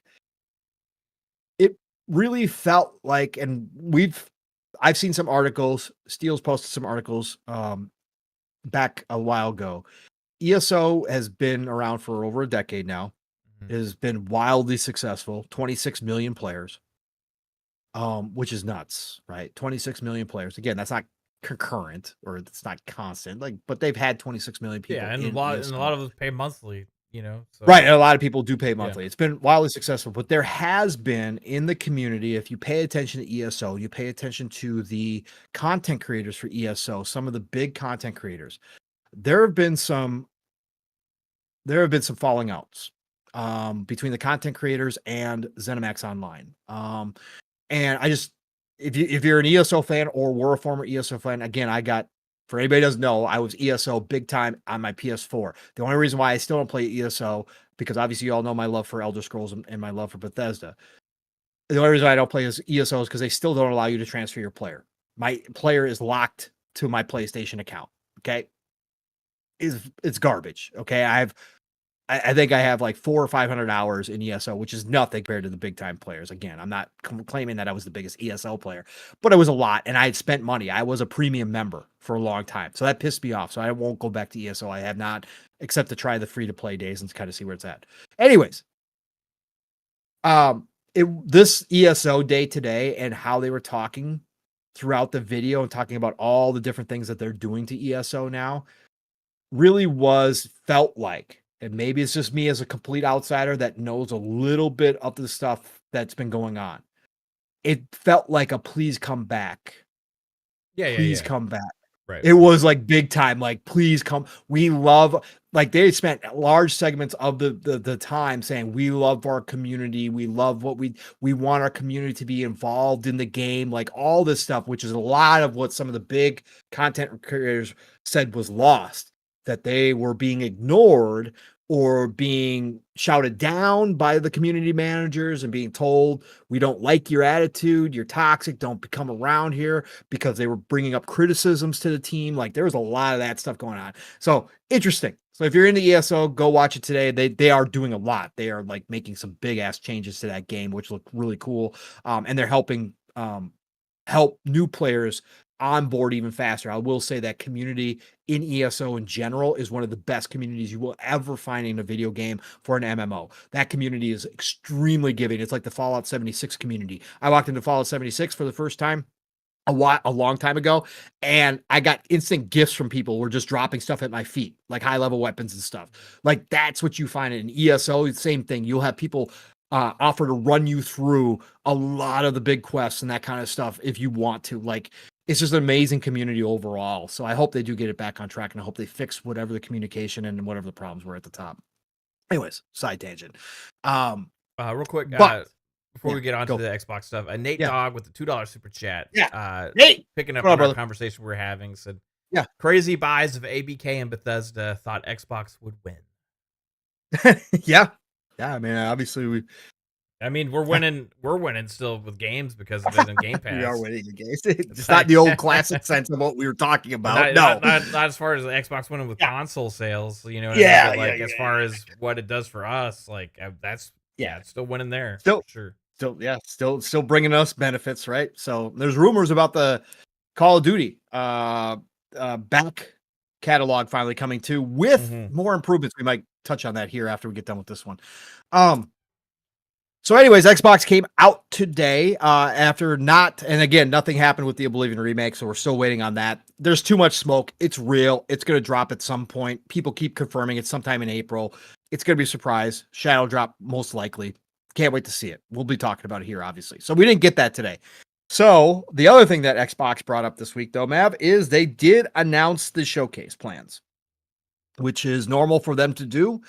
They've already been working on it. As we know, Tina Amini and her team start working on the showcase around the end of January, beginning of February, and to get it ready for June. So we got the announcement that they are doing the showcase on June the 8th, which is your classic time frame, and that Outer Worlds 2 will be the deep dive for the direct after the main showcase, which is cool, and we could talk about that too as well.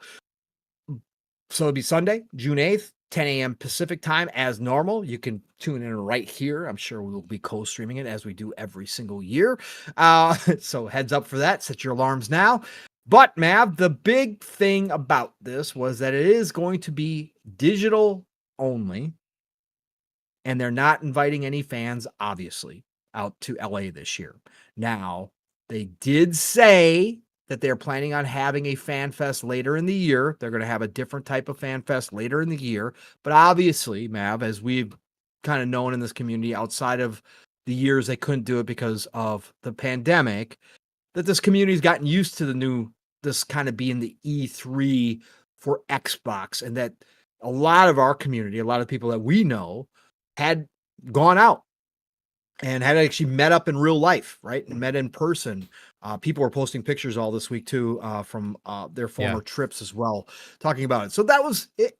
It became a big deal, and Xbox has been the company, for better and for worse, that has been the most consumer facing out of all the big three by a long shot. Xbox, we've talked about it many times, double-edged sword for them, how open they've been and involved in the community and allowed the community to have direct lines of communication all the way up to Phil, up until just recently where he's kind of backed away a little bit. But again, regular conversations with Phil in the old days on Twitter was not anything abnormal, where he would answer and respond to people. Like, that's where it's been.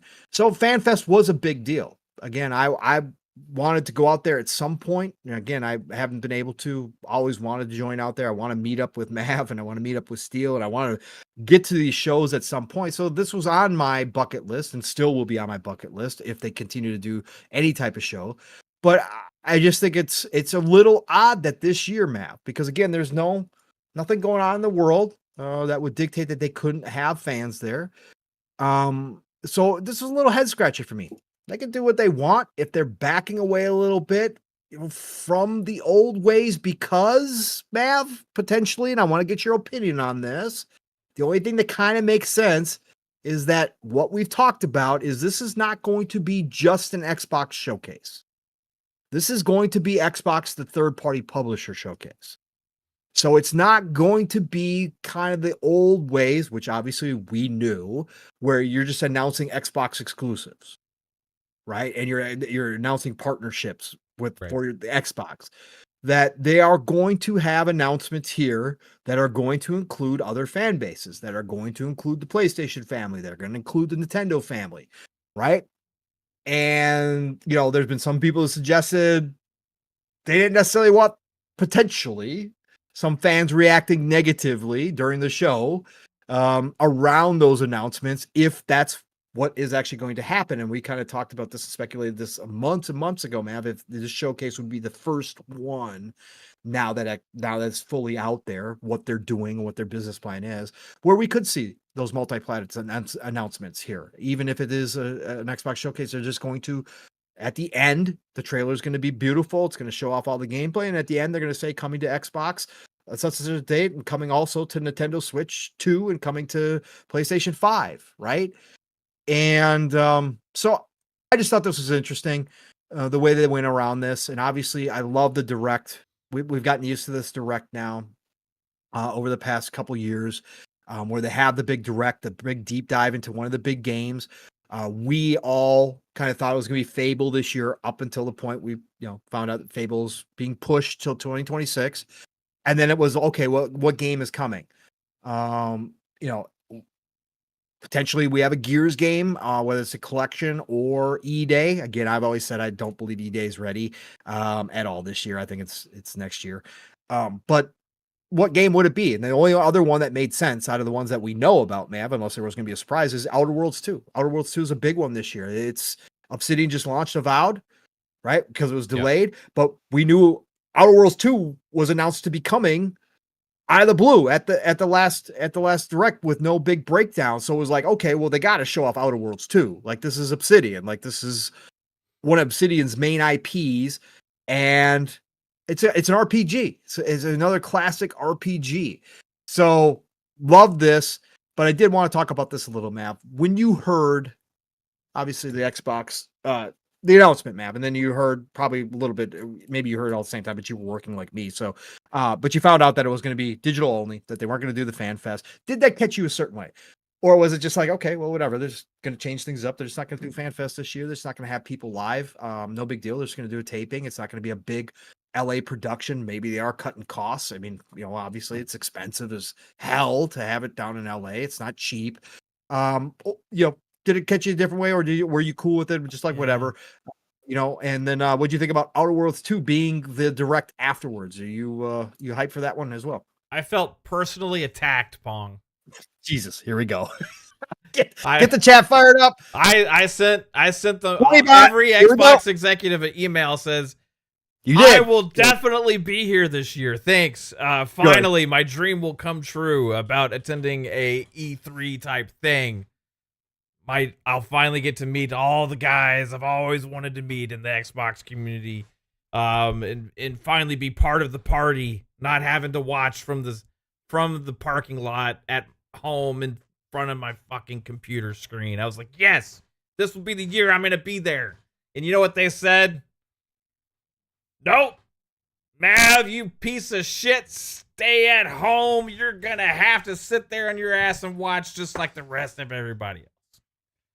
No, ultimately, it sucks. I think it's interesting. They've always been more forward facing. Part of me feels like this decision was made last year, because like these things got to be planned way in advance, where there was so much negativity going on and so much doom and gloom and drama all year, and they're like, well, the Xbox fucking community seems like it's in shambles anyway. What the hell are we gonna end up having this thing for? Like, everybody that had been seemingly on Team Xbox and promoting everything was all shitting all over them for the most part of the year, and that, I would say, could potentially have had some implications, especially thinking that if they do announce other things are going to be announced at this show that may not jive with those people that are so pissed off, that maybe it wouldn't be a good look, or it could end up turning a positive fun thing into a negative, right? So there's a lot of possibilities with that. I think if they made the decision right now, I think things have like calmed down as much, and there would be a lot of excitement still from the Xbox community and a lot of those creators that were seemed so negative last year, that they would be excited to go and still celebrate Xbox as the brand, even with everything that they've been doing. So I maybe if they did make that decision last year, maybe it's a little early for them to make it. But we'll see. I don't know why they're not doing it. Like they there it's worthy of celebrating if you know you have great stuff to deliver and are going to excite the fan base. And I think they're going to deliver that. Like if they show a good portion of the lineup for 2026 at this show, I mean, we're talking about fucking one of the maybe. And we thought last year's show was the best show they've ever, like, maybe in history of showcases. To think about the possibility even for next year's show could be even crazier. Even if they say that this game is going to PlayStation also, or they include the PlayStation logo and the Switch logo, whatever. None of that shit matters to me. It matters with the games. They actually put all that stuff out there and deliver on what is possible for them to deliver at a showcase with everything they have. I mean, we could legitimately possibly see the reveal for the next Elder Scrolls game at this showcase. Or the Elder Scrolls, not the Elder Scrolls, but there's another New ZeniMax Online game, or we could see, like, there's tons of possibilities for us to see at this showcase this year for new game announcements, games we're looking forward to coming soon, as well as there is a vast roadmap of things to look forward to. So I think it's a mistake for them not to have that fan event, regardless of cost, regardless of what happened last year with all of the things in the community and kind of like this fractured community that kind of happened, right? I think growing the love for the brand can still happen even if you are in more places, right? As they are the ones responsible for releasing all these things, and I think it would be good overall to have it because they're the only ones that were really doing it. So without them, I mean, we have the Keeley thing, which feels like an exclusive club thing, you know what I mean, that he kind of has going on there. Besides that, it's like nobody's really having that celebratory, like, we did this show, this is for our fans. Holy shit, let's celebrate this awesome moment with everybody because, that but it is what it is. I mean, they had the fan events before weren't like it's not like people were there in the audience with Phil Spencer sitting right in front of them doing the show. It was like they were in a theater. Watch. Yeah, there was a watch party, right? They were in the theater watching it like we were because it's a digital stream, So as far as the experience for us, it's gonna be the same, right? For us, it's gonna be the same, and it was kind of like a limited access thing anyway. So ultimately, it's not gonna be the big deal. Maybe they have bigger plans for later in the year to celebrate things. Like I don't know right now, but it does kind of suck to not be able to see the community come together in the way that they have the last few years. I'd always wanted to go and take part in that. I was joking earlier about this year for sure. But if there was a year, I think I might be able to go. It could possibly ended up being this year, right? So. Right. It does kind of suck a little bit, but I'll sit at home here and watch, and I'm sure the show will be just as good, or if not better than ever before anyway. So for our experience, it'll be a little different, but or the same. The people that it'll be different for is the lucky ones that were able to go and be at the event. So it is what it is. I like to see companies do that kind of stuff. I do, Mav. I just, we've had this conversation in the past, and there is a double-edged sword. It's been a double-edged sword for Xbox for a long time. I've said all along, like, maybe it is time for Xbox to pull back. I have said that in the past, even before we got to this point now, in the way they are now moving and that they're doing business within the industry. I've said all along, it's very cool. I talked about how much I appreciated it back in the day. But advantage-wise now, where they're going and where they're moving to, I don't know how much advantage is left for them to continue to do that. Would I like to see it? Of course I would. I think it's cool that companies do it. But I also would understand from their perspective, for all the stuff that's happened, how everything's kind of gone down. If they did back away and they did pull back. Now, again, I said it. You just said it. It sounds like they are going to have some type of fan fest this year. Yeah. Do you think At it's like some a point. Gamescom thing, or do you think that Yeah, like could they're be. potentially? Okay, I'm trying to remember the last few years. Did they have a fan fest around Gamescom? No, because that was what we always thought that they would do if they were But going to like, bring or it was it back, like right? that There would thing where be, it was like a stream, like or the fan fest was like yeah, you watch I the think that's what it stream was, and they do right? some giveaways and Yeah, stuff like that.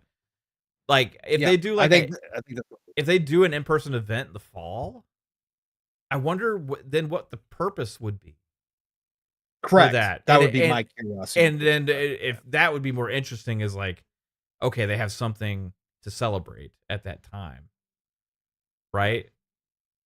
Yeah, Because usually you would do, fan fest around like exciting moments for the fans. And if they do it in the fall, yeah, you have Gamescom, but they haven't traditionally gone all out for like a fan fest at Gamescom, at least not like for internet, like for US. So maybe they have events over there in Germany and stuff, you know what I mean? But they have like digital events for people here to watch and get like they do little giveaways and stuff like that. But like, I'm talking about like if they actually have a legit fan fest where they invite all these people to some place and do something. I would think maybe there's a reason for that in the fall. So that's curious that they I mean, said that. you would certainly like to think And that could right? be But the it reason they're could not just doing be it now because they wouldn't want to do two things. Yeah. Because then you're doubling cost and you know what I mean. And also, Right, a right. lot of people aren't going to do 2 trips. You know what I mean? Like it's harder to Yeah, ask a no, lot of no. people to do that stuff too. So, if like what's the bigger moment for them to celebrate? Like I don't know. It's just that's some crazy speculation, like far fetched, Yeah, but it is. It is crazy speculation.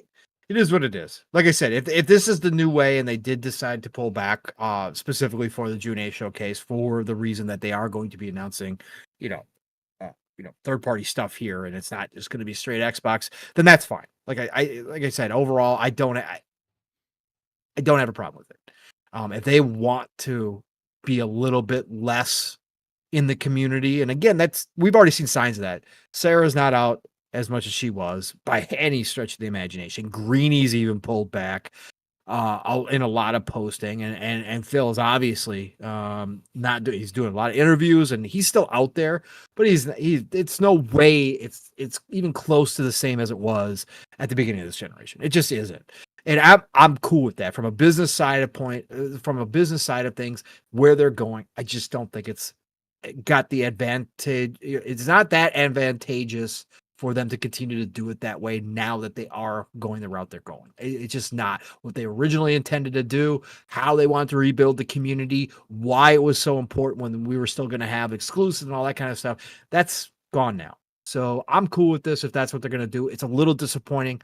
I wanted to eventually be able to go. We'll see what the makeup or what the alternate version of this is going to be if they do put something together later in the year. Obviously, we'll take a look at that and see what that's going to be. Like you said, Mav, maybe Speculation Town, it could be something bigger later in the year that they want to celebrate, or something special at least that they want to celebrate coming to have that occasion instead of the showcase. You might be absolutely 1000% correct, and it'll make all the sense in the world when it's announced. We'll find out. yeah. We'll have to wait and see. I am excited for this showcase though, man. Like we're getting closer. It's like 2 months away, The amount of games. We got word today that Contraband's still alive, by the way, folks, too. Yeah. So I mean, they made a new post. They're still looking for devs, which is really wild to me at this point. Like, well, okay. It is. I think it's going to be it's an online experience too. So I wonder if it'll be supported in the long run. So I think that wouldn't be something that's too much to look into, right? Because they could make sure they have their ongoing support solidified. But it's still live and well, which is good. So we got that obviously got confirmed. So this showcase could be massive, though. Perfect. Dark again. Gears of War, E-Day, Fable. See more Fable. State of Decay 3. Like game announcements. Surprises. They've got more games that we don't know about coming. Yeah, they do. They got a lot of projects right now. Again, ZeniMax Online. We were just talking about them with Elder Scrolls. They've been working on a game for about 6 to 7 years right now. Elder Scrolls Online takes up a lot of time for ZeniMax Online, but they've had an entire team working on a game for 6 or 7 years. A new supposed IP that's been rumored to be Marveled, rumored to be Star Wars, or rumored to be a brand new IP, or it obviously could be Starfield's MMO, right? To go along with Fallout 76 and ESO. When are we going to see it? It's got to be ready, man. It has to be ready at this point. So yeah, we're gonna get some big announcements at this one. This is gonna be fun because this is kind of what we expect to be towards the end of the generation here before they introduce. And again, generations are not really a thing at this point. It's less and less a thing. Obviously, the Switch 2 is more like a regular classic generation than anything else. But going forward, this is what we kind of see.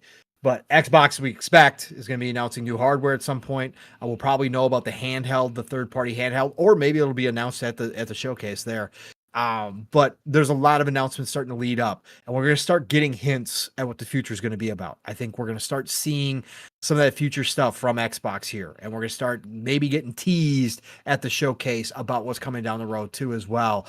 But games coming out for 2026 and 2027, that's going to be really big, and I think they got some big third-party partnerships in there that we're going to find out about. They already have some that we know about, like IO. Like, are we going to ever see Project Dragon, right? Does James Bond from IO get announced? It sounds like that's closer because IO kind of mentioned it. Could that be, on the Xbox stage, first showing? Splinter Cell could show up at any time from Ubisoft. Like, we've guessed that every single year just because we want it, but yeah, I think this showcase is going to be fun. Last year was incredible. This year, look out. Gears. We could have the whole lineup again, Mav. Yep. We could. Forza Horizons do. So I don't think it's this year. I think it's next year. Fuzzy keeps, holding out hope that it's this year. But they could show it off. They could tease it. They could give us our first showing of Forza Horizon 6, wherever it's going to be, right? So there's a million possibilities for this show. I think we already know about so much, but that's what my thing is. Like, are we gonna see a first glimpse at like something like that, or like what the next Halo will be? And we know all the chains are off. I love this map because all the chains are off for Xbox. Yeah, right. They could. We talked about this a billion. They could do what they want now. There's nothing saying they have to do shit the old ways again. They could tease whatever the hell they want now, and they could show whatever the hell they want. They got so much in the pipeline, it doesn't matter anymore. They could do anything. Yeah. It's a Call of Duty will be a thing again this year. Like, we'll see. Maybe I'm trying to think of all the franchises that they could have been working on the last couple of years that we might see again. So like the surprises is what I get most excited about. Those moments where we could finally see Blade show up here at this. Also, we could. Jesus, I keep forgetting that. That's it. Yeah, that's in protection. I keep forgetting that Blade's out there. Yep. Partner games, they said third party will be there too. Maybe this will be the year Splinter Cell shows up on an Xbox stage again. Once those Transformer games show up, the rumored Transformer games, once all of that becomes a reality. A lot of things to look forward to, guys. I mean, we're in store like for so many great years ahead with game releases. Like, if you're a Game Pass subscriber, you just got to be hoping they just keep Game Pass, like they keep that thing going, and actually keep putting their fucking games in their day and date. I still, like, if there's anything I can't believe is that still exists, and with the amount of games that they have releasing now in their pipeline, that we actually still get to have all of that day and date. Like Ubisoft Plus Premium is like the same price, but they have like 2 games, maybe there are 3 games that launch per year. Over the Xbox, I mean, we're getting fucking like 10 games this year. And then there's all the third party stuff that they're doing. And it's like it just boggles my mind, like the value proposition that you actually get as a subscriber, and to see all these shows, it's like when they have all these first party stuff they're showing, it's like I'm gonna have that. I already have that. I'm just waiting for it to release. You know what I mean? It's it's Mhm. different feeling, you know what I mean? It's like, it's still that's crazier to me that we get all of that in Game Pass as opposed to like Nintendo charging $80 with the way the industry's been going the last several years. It's crazier to me, but like people make more of a controversy about Game Pass existing and being damaging for the industry as opposed to game companies charging more money. Right.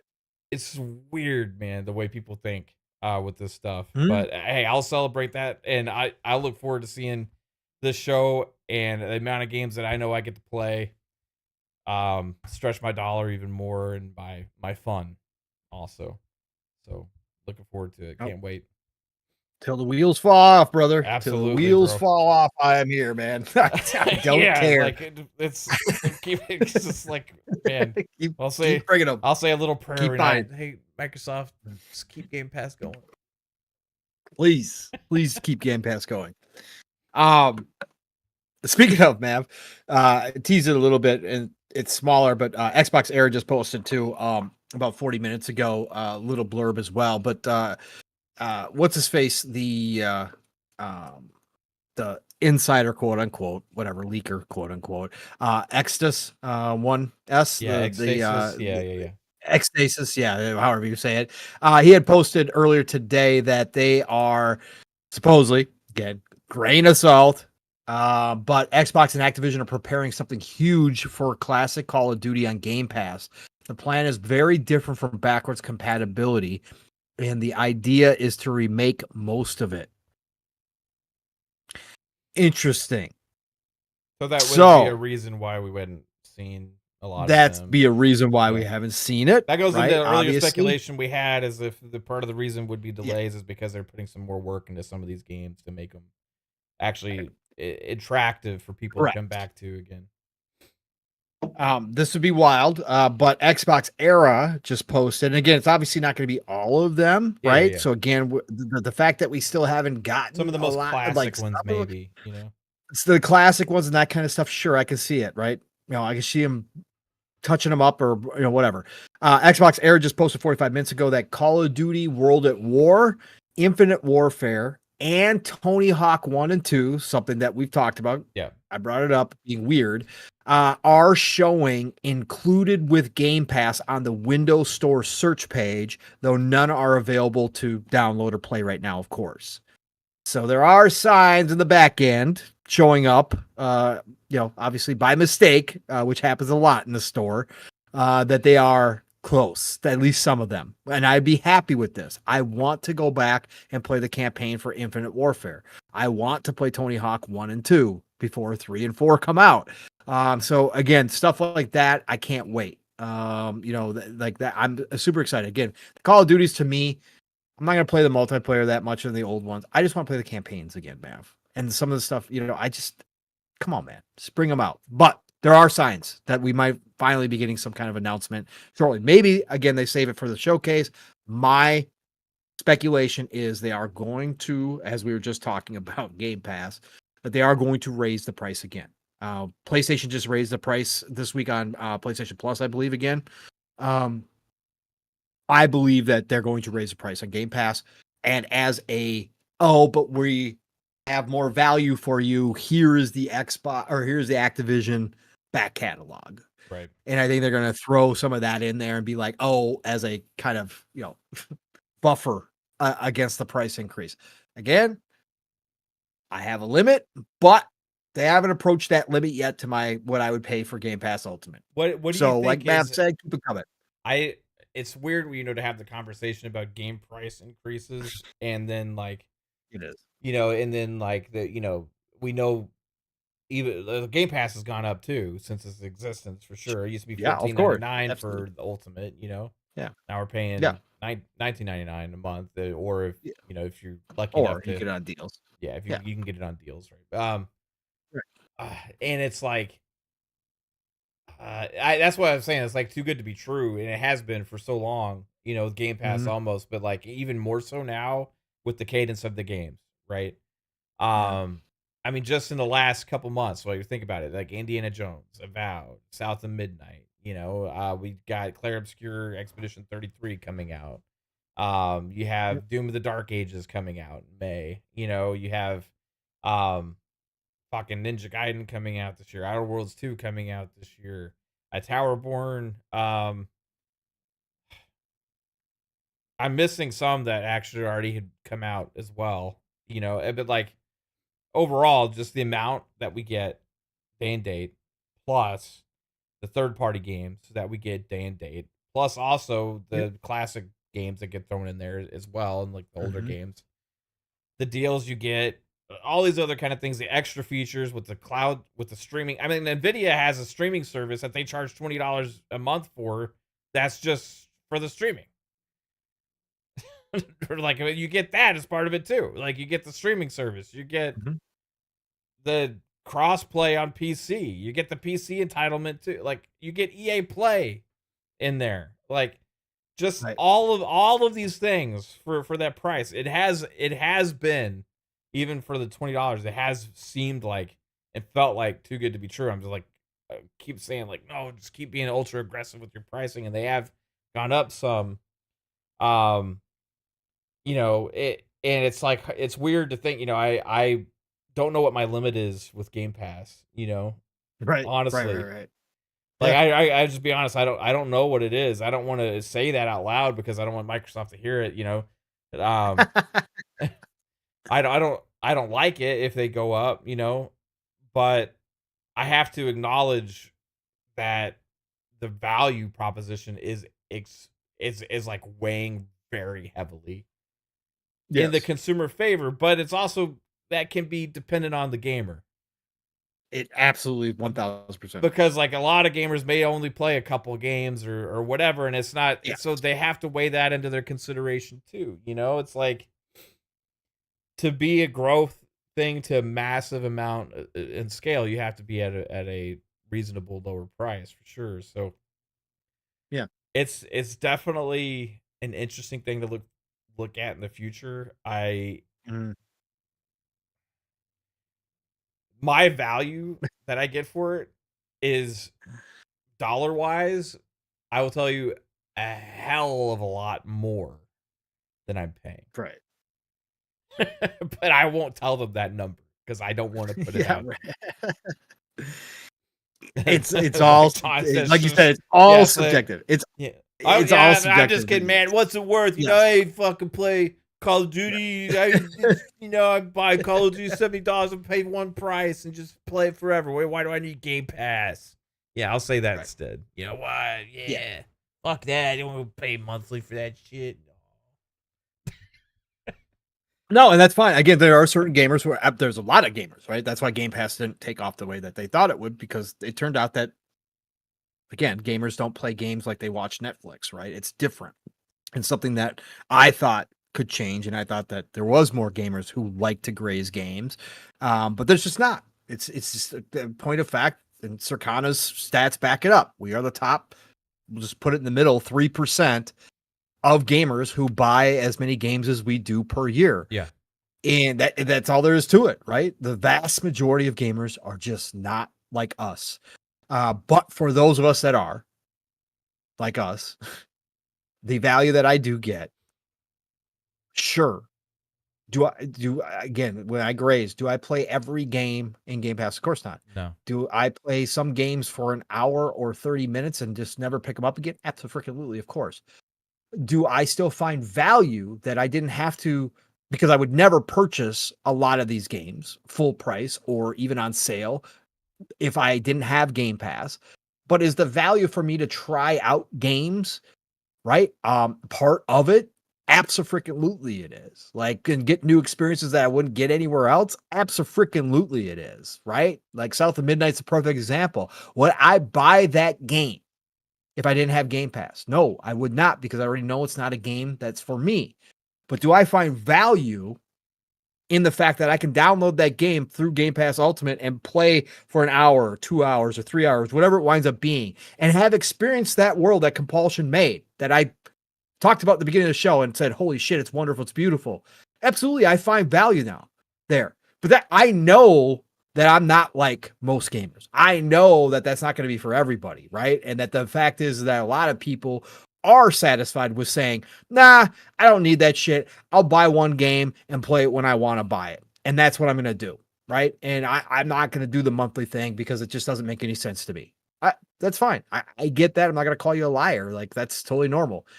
But for me, yeah, Mav, like the appreciation I have for what I get from Game Pass Ultimate, even if I'm not constantly, playing all these games in there, is undeniable. That when I want to, when something new drops, and I just download it that night and it's ready to play for me day one, that has a certain amount of value, and it's well more, currently speaking, than what they're charging. Like you said, it is for me.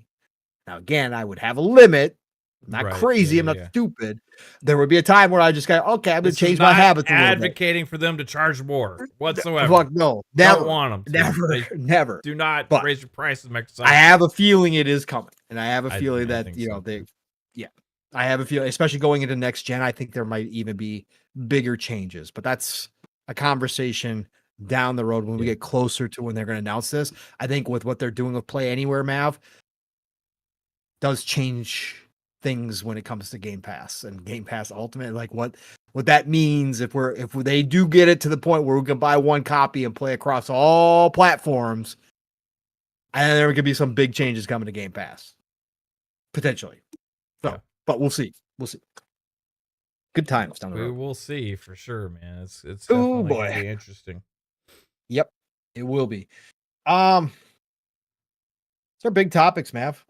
We've been going for 2 hours now. What else do you want to touch on? We got a bunch of smaller stuff. If there's we should touch on this while we're still here on Xbox and the showcase and stuff. Did you get a chance to watch the 11 minutes of gameplay from IGN or no?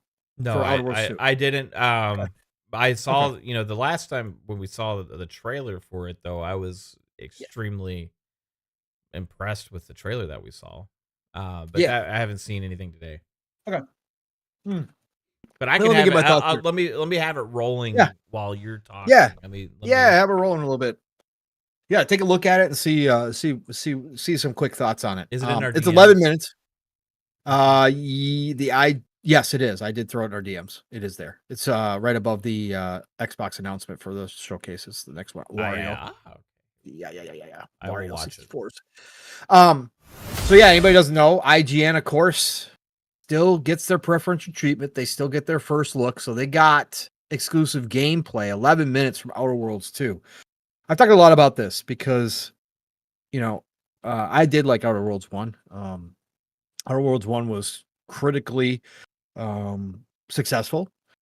It took a while sales wise, but it did sell, especially the DLCs that came out for it. People did fall in love with, and it consistently continued to sell copies, not at some massive amount where they passed. I think they passed 5 million, 8 million. I can't remember if it was 5 million or 8 million. I can't remember which one it was. Let me look that up real quick. Total sales. So anyways, there's some really and there's some really cool stuff in here. So I've talked about this, and obviously what I saw in Avowed, different team, but what I saw in Avowed was obviously transferable across the studio, right? They again, studios continue, or at least you'd like to hope so. Studios continue to develop, continue to learn as they make games. And with Avowed being a semi-open world similar to Outer Worlds, right? And we knew Outer Worlds 2 was going to be the same. They just said it was going to be double the size. And it was a joke. It was a play on the fake trailer that they made when they first announced it. But I do think they were kind of telling the truth that that's what they're going for. I could see, in Outer Worlds 1 surpassed 5 million units. So again, it took them a long time to get there. It was a slow burn, but it was still successful. So anyways, going into Outer Worlds 2, I was hoping that I was going to see some more of the stuff from Avowed in Outer Worlds. I was hoping to see some scalability as far as the world goes, right? Verticality, another way to put it. I was hoping to see some of that, some of the loot, and that kind of stuff. Now, again, this is just IGN first 11 minutes, whatever. I was just saying, as we see Outer Worlds 2, the showcase, we're going to see even more, obviously. I'll wait for that. So I was kind of, curious as to what IGN was going to have for 11 minutes. Well, what it was a pretty typical looking level that you would see in Outer Worlds 1. It was taking place in some kind of base area. So didn't get to see, verticality or scalable, kind of bigger area. It was more in line with what we did in Outer Worlds 1 and a lot of times when you were inside towns or other structures like that. Okay, cool, whatever. What I picked up on right away was how smooth it already looked. It looked very polished already, which makes sense since it's coming out this year. But it looked really polished. It looked like Outer Worlds. So no big changes there, right? Of course, no big changes. Really, if you would have told me it was Outer Worlds 1 DLC, I would have not told you it was a lie. I would right away, I was like, okay, we got Outer Worlds. Weapons, like Mav just said, watching the video, there was a couple new weapons in there that they did show off that looked really dope. The other thing that they pointed out that they've been working on is the stealth mechanic. The stealth mechanic worked in Outer Worlds. It's fine. It's not Splinter Cell. Okay. It never was supposed to be Splinter Cell, right? I'm not looking for that kind of level. But they did say that they took inspiration for Outer Worlds 2. They took some things from Arcane and like Dishonored. Okay. Now you're talking about something different.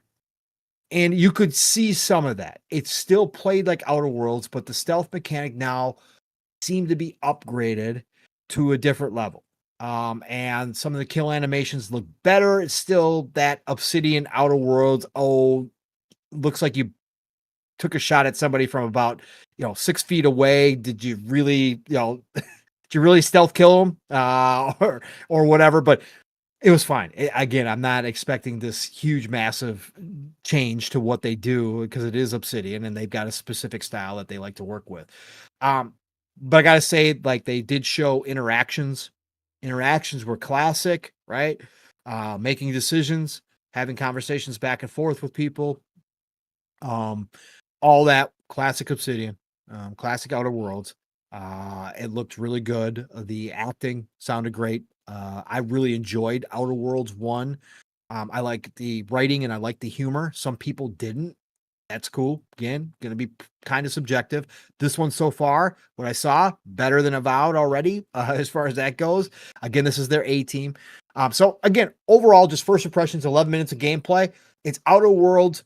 It's what I expected from Obsidian. I like the fact that they said that they're working on the stealth mechanics and giving you more weapons and that kind of stuff. And they are leaning more, they said, into the RPG aspect. Couldn't get a lot of that from the gameplay because I didn't see I didn't see them going into the skills and all that kind of stuff. Saw the weapons. I kind of paused it on the weapons and some of the items they were picking up. Looked like they was the same as kind of Outer Worlds, but they said they are leaning more into that. Supposedly the crafting has been upgraded as well. I'm super hyped for Outer Worlds 2. I can't wait for the showcase and the deep dive. Liked what I saw out of this gameplay. Mav, first impressions, just quick glance as you were just watching it. Yeah, I was kind of, as you're talking, I was like do fast forward through the talking parts and all that stuff. So I got to see like a good graphics look like I noticed in the trailer originally, like a jump up for sure from Outer Worlds 1. Same style, obviously. Same style. But just graphically, because I booted up Outer Worlds 1 to kind of refresh my memories and stuff on it a little bit. And definitely crisper details, shadows, lighting. You have the next gen update for Outer Worlds though. Did you buy the Spacer pack that gives you the next gen update? I'm not sure. No, probably not. You got to buy the Spacer pack. I got the Spacer pack. It looks again. This looked very similar. Again, this is compressed. It's IGN. It's whatever. I'm just saying with the update pack for next gen, for current gen, obviously for Outer Worlds 1, same, that Christmas is there. So that is something they obviously worked on in the engine, and obviously it's going to be there. Okay. So, cool. anyways, just want to throw that out there. Yeah. I'll check on that. I'm not 100%. I don't remember. But yeah, I mean the colors look vibrant. The world looks great. I was getting Deus Ex vibes from that gameplay. Yeah. Yeah. With the vision, you mean? Yeah, with the vision and like the stealth elements and stuff to it. It looked really cool, man. I like a little bit of cyberpunk in there too. Like, I'm really excited for it. I didn't play as much of Outer Worlds 1 as I should have for the kind of games that I like.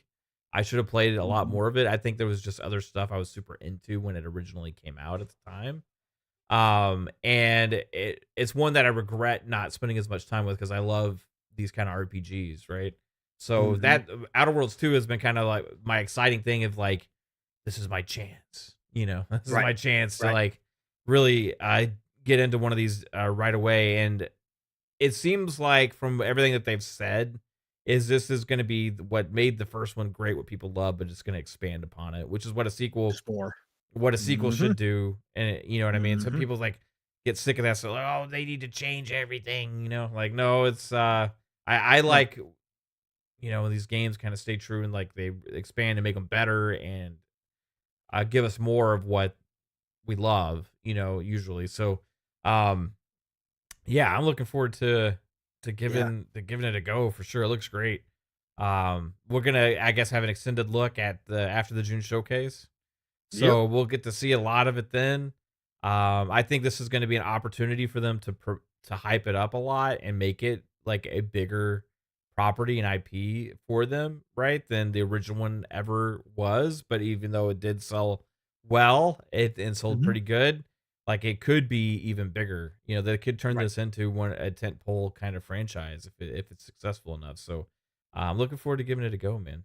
I think Yeah. it's like there's several different games that have been talked about for years with Xbox, with all the acquisitions and all these things that they've done.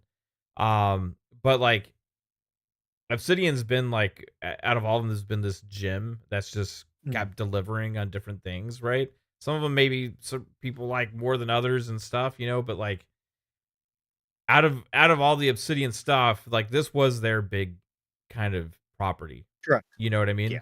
So Yeah. this is I think Obsidian is looking at this like, hey, this is our chance Outside of to, New Vegas, yeah, which yeah, wasn't theirs, which but which wasn't theirs, right? right. Which, even though they made it, wasn't their Yes. game, Yes. is Yeah. Bethesda's. So, Right. this is kinda like they're like, as much as Avowed was, I think Avowed could have hit better if it had been, I think, in the direction of not being a co-op PV or PvE game originally, right? If it had not been originally structured as a co-op experience, I think they had structured it from the get-go around the ideas that we seem that about kind of evolved into. Like I think it could have been even a better game. Mm. This one I think is going to go full on RPG, like with what the kind of stuff that you like more so, So for the true like Western RPG lovers and stuff, I think this is going to be um kind of maybe it could be their best one yet. Yep. I I definitely believe it could be, for sure. And I can't wait to see it. Like I said, I've always been a huge fan of Obsidian as well. And so again, Avowed didn't hit in all the parts that I wanted it to, right? Enough to get me to play for 80 hours before I finally installed. So, but again, not the same team. And again, a new team. And again, their first time out, like I said, Avowed had a lot of potential, has a lot of potential. And I hope they do get a second chance at it. There's a lot of potential there. They have to do some different things, but there's a lot of potential.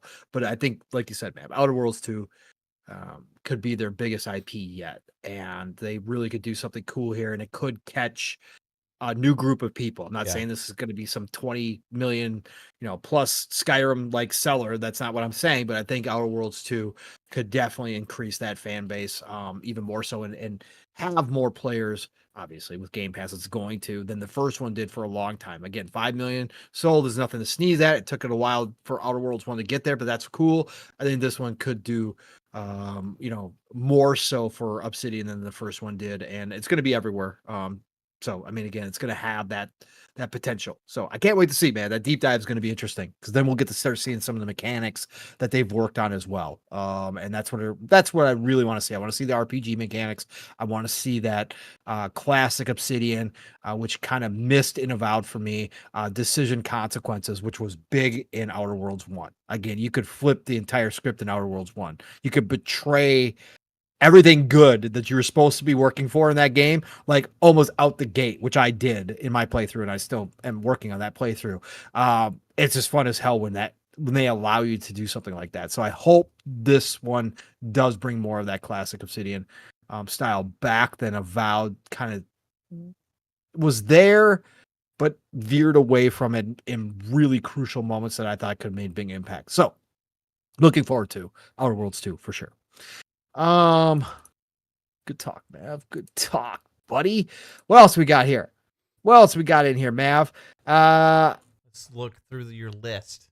We got marathon gameplay reveal this Oh Saturday. yeah. So Somebody finally, and had obviously posted this is some coming everywhere. details Yeah. about it, right? About what kind of game it's gonna Yes. be. I forget where that was. It was in here, I think. Or did I not send that one to? Yeah, I did. Here we go. Marathon Bulletin. Yep. Confirmed details about Marathon dedicated servers. Disconnect recovery. I don't know if that means respawn or what that is. Or maybe if you get disconnected, you can come back. Fog of War, dedicated security team, cross-play, cross-save. Okay, so some basic stuff here. This is a confirmed to be a battle royale at this point. Extraction shooter.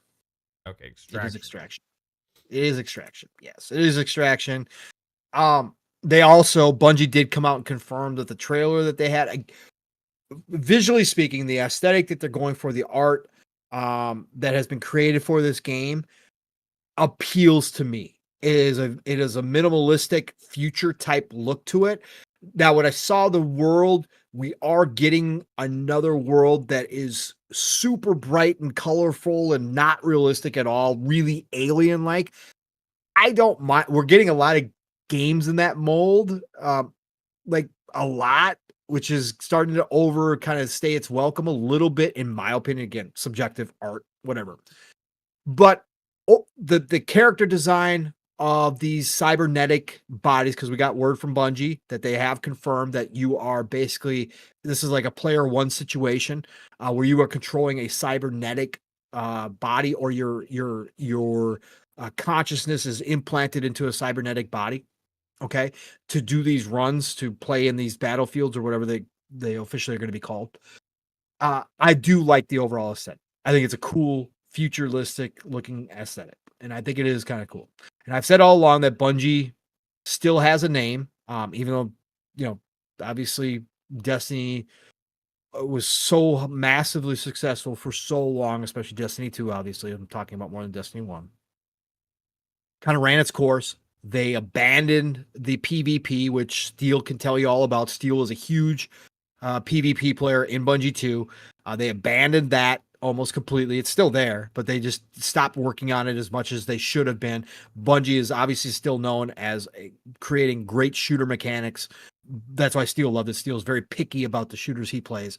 And a lot of people talk about that. I always said all along that Marathon could still, despite all the problems that Bungie has had, despite all the shit that PlayStation has had problems with, and absorbing Bungie at this point, basically into PlayStation, that Marathon could still work, and they could still find success with Marathon. Now, is it an uphill battle with an extraction shooter in 2025? Of course it is. But I think that Bungie does carry enough weight that people will try it. And Mav, what I saw with the teaser trailer that has been confirmed now by Bungie to just be CGI, not in-game, it is representative of what the gameplay will be, but it is not in-engine. They did come out and confirm that. That's what we're going to see on Saturday. What I did see, though, Mav, is when they did start this hype, teases, right? A lot of people got the old Bungie fire back. A lot of people started going, oh shit, this is a guy looking kind of good. I got to check out Bungie. Oh, we might have something here. And so that magic, there's a little bit. Now, is it what it was once upon a time? No, it's not. But I think that there's some success, a route to success here for Bungie if they pull this off. I think Saturday is going to go a long way to it. By the way, Steel kind of said it. I think we're probably going to do it. We'll probably co-stream that. It starts when Living Split Screen does on Saturday. So stop out by Living Split Screen and we're going to co-stream that shit and watch it together. But I think that Saturday go a long way to it. Long way to really solidifying for a lot of people that they want to get excited for Marathon. What do you think, Mav, from what you've seen of Marathon so far, the teases that they did this week? I watched the little teaser trailer thing for it. I mean, I like the colors, I like the style, the look of it. I gotta see what the game is, at the end of the day. Absolutely. I mean, Bungie was peak for me back in the old Halo days. I liked Destiny 1. I played through it to completion when it came out. Destiny. Yep. I didn't stick with it because the whole raids thing and everything just didn't jive with me too much. And I played a little bit of the PvP, but it didn't ever click for me like Halo did. You know, I thought the PvP was actually kind of easy, and it didn't ever really get too competitive, and the gameplay as far as the gunplay never felt like as engaging with the PvP in Destiny for me as the Halo days. Sure. So for those reasons, I just didn't get super into Destiny, which was always surprising to me because I was like, I loved Bungie, I loved the whole sci-fi aspect and all that kind of stuff, but it just became more of like this, all about the raids and all about this things and having to Right. be there for moments, and it just kind of just didn't necessarily jive with the way I play games, right? So, we'll see what Marathon is. Mhm. I mean, there's no doubting the quality of a Bungie game with their gunplay, with their gameplay, right? Destiny was amazing quality. Um, they created two of the biggest franchises in gaming history. And this is now they're moving on to not, I mean, technically this franchise already existed because there was a marathon before this, right? I did much different marathon. Mhm. But this is going to be a big deal for them and set hopefully the future tone for the company.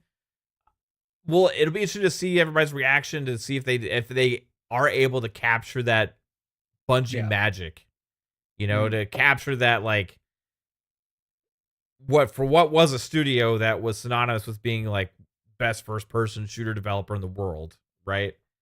To creating one of the first successful games of service things uh out there as well, to go on to now their next big thing.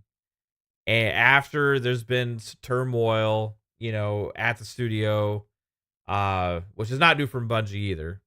That's just existed for a very long time within Bungie. That's been a very tumultuous studio for a very long time in different ways.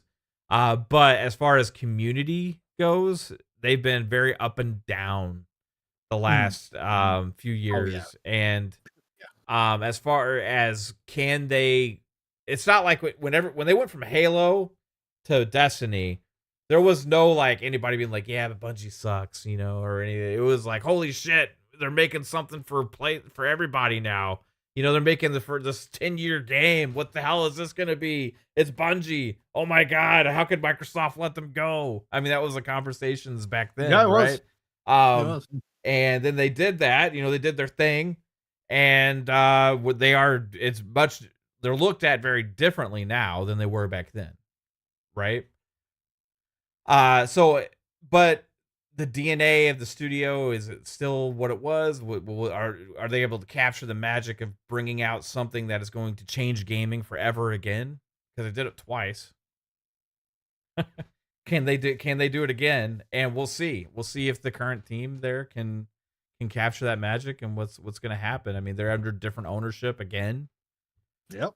The third time with their three major moments in the history where they've launched their major franchises under different ownership each time, right? Yep. And now we're gonna get to see what happens. I'm looking forward to seeing it because I hope that I love it. I hope that I like it. I hope that it gets me to want uh to get into it. But I haven't played an extraction shooter that I've really loved yet, so Right. Yeah. that's my thing. I mean, the best was, I mean, Rainbow Six Extraction was the closest thing. It's not really even an extraction shooter. I mean, it's like it kind of Yeah. is, but it's not. That was fun as hell, though. That was a very short lived thing, for Yes. us. But I had But fun with it. but it was fun. It was fun. Yes, it was fun. Yeah, I don't know, but we'll see. 10 a.m. Pacific time. Correct the time. 10 a.m. Pacific time, so it'll go 12 p.m. Central, 1 o'clock Eastern on Saturday. So we will be live on Living Split Screen, and like I said, I imagine we will actually stream it because that'll be kind of cool. We don't get to do too many on Saturday. There's not too many Saturday, streams of new, first looks at games. So Steele and I don't get to do co-streams very often, so that'll be fun. I think we'll do that on Saturday. But yeah, I can't wait to see it too. I mean, again, I don't have any massive interest in it. There's too many games to play. Yeah, Whatever. But I get excited no matter what for new games. It doesn't even matter if it's a game that I'm not necessarily interested in. I get excited, and I always like to see yeah, creative visions from Bungie. Now, like I said, the art style so far that I've seen, I got to see it in game. really speaks to me from a sci-fi futuristic perspective. I really like it. So I want to see what it looks like in action. So we will be tuned in on Saturday. Yeah. And yeah, be fun, man. Did we mention Titanfall 3 at all? Oh, no, we have not. I mean, did we mention it at all last week? Okay, well, I don't maybe know. we I mean, like, did. I think we did. either this is gonna We did. happen or it's not. Yeah. It's just, Well, there's been an update. Like the smoke continues around Titanfall 3. I think we did mention this, like, because I think it was out for our show last week. okay. That Respawn, obviously has been secretly working on Titanfall 3, and that's going to launch in 2026, and we're going to get an announcement this year. And these were coming from, suppose, again, I don't know these leakers, right? So whatever, but according to a lot of people, these were pretty good leakers about Respawn from why did I just blank on the game? Titanfall What's 3. no, Oh, what's wait. their what's their Apex? game? Apex Legends. Yeah. They are Apex Legend data miners who have come out with good information about Respawn in the past, according to people who Sure, claim to know familiar them. with Okay. So, but again, take it all with a grain of salt, like I said last week. But the fact that they were like pushing this Titanfall 3 shit, and then more people kind of jumped on it. And then there was supposedly some details that came out about Titanfall 3 that it was going to be the main mode was going to be a battle royale type mode. And then they were also going to have the classic Titanfall modes in there also. And that is launching 2026. Well, Jeff Grubb, good old Grubb. Shat on our Cheerios, man. Yeah, he poured some cold water today and said it is absolutely not true, that it is not in production, that it is not something close to coming out, that there is nothing, that Titanfall 3 does not exist, is basically what he came out and said today. Grubb, obviously, most people know his track record. Pretty damn good when it comes to being around as long as he has and put out as many things as he has. Grubb's got a pretty good record. I agree with that. Yeah, However, I will say in his reasoning why he just said the amount of projects that Respawn has. Correct. And but he didn't say he knows this specifically. He just said it's impossible, basically. He insinuated that he does. Grubb's, I don't know if he's I don't know what he's, if he is saying it's impossible or if he's saying he knows. But I will say, if he's saying it's impossible, I wouldn't necessarily agree with that, because no, I don't agree. If that was his whole basis, man, if that truly is his whole basis, I would not agree with him. Right. Like, if there's multiple avenues, different partnerships and teams, and we've seen it before. Yeah, 100%. Yeah. We've seen it before. Like Nate Dogg's putting in the chat, and this has been out there for a while, and we've all believed this. Obsidian's, I believe, is working on a Fallout. It probably has been working on a Fallout for a while, and nobody's confirmed that. Nobody said anything about it. That's always been speculation. Everybody said, "Oh, what a great thing! It should happen." Yeah. But again, we might come to find out that Fallout is like we talked about, Mav, when the Fallout TV series did so well. They should have a game ready. Well, it might come out that they've been secretly working on it, and actually the Fallout game is closer than expected, because we know Obsidian puts out games ridiculously fast, but that would be totally secret, and people would look at their lineup and go, there's no way they could be working on a Fallout right now, right? They just put out Avowed, and now they got an Outer Worlds 2. Like, where are they making Fallout? Well, Fallout's in there, so I agree. If Grubb's whole basis is that can happen just because of these projects, no, that's not true. That's not true. And Zampella, the wizard that he is, could have a whole side team that's been working on Titanfall 3 this entire time. It's certainly possible. So anyways, that's been the news today, that Grubb kind of poured cold water over everybody, said this is not happening. Okami 13, again, the guy who does a lot of the news stuff that I retweets a lot. I retweet a lot of his stuff. He's, a lot of these guys out here are great. But Okami 13 came underneath Grubb, underneath that post, and I don't know if it was sarcastic. I don't know anything, but he said, we'll see you guys in a couple months.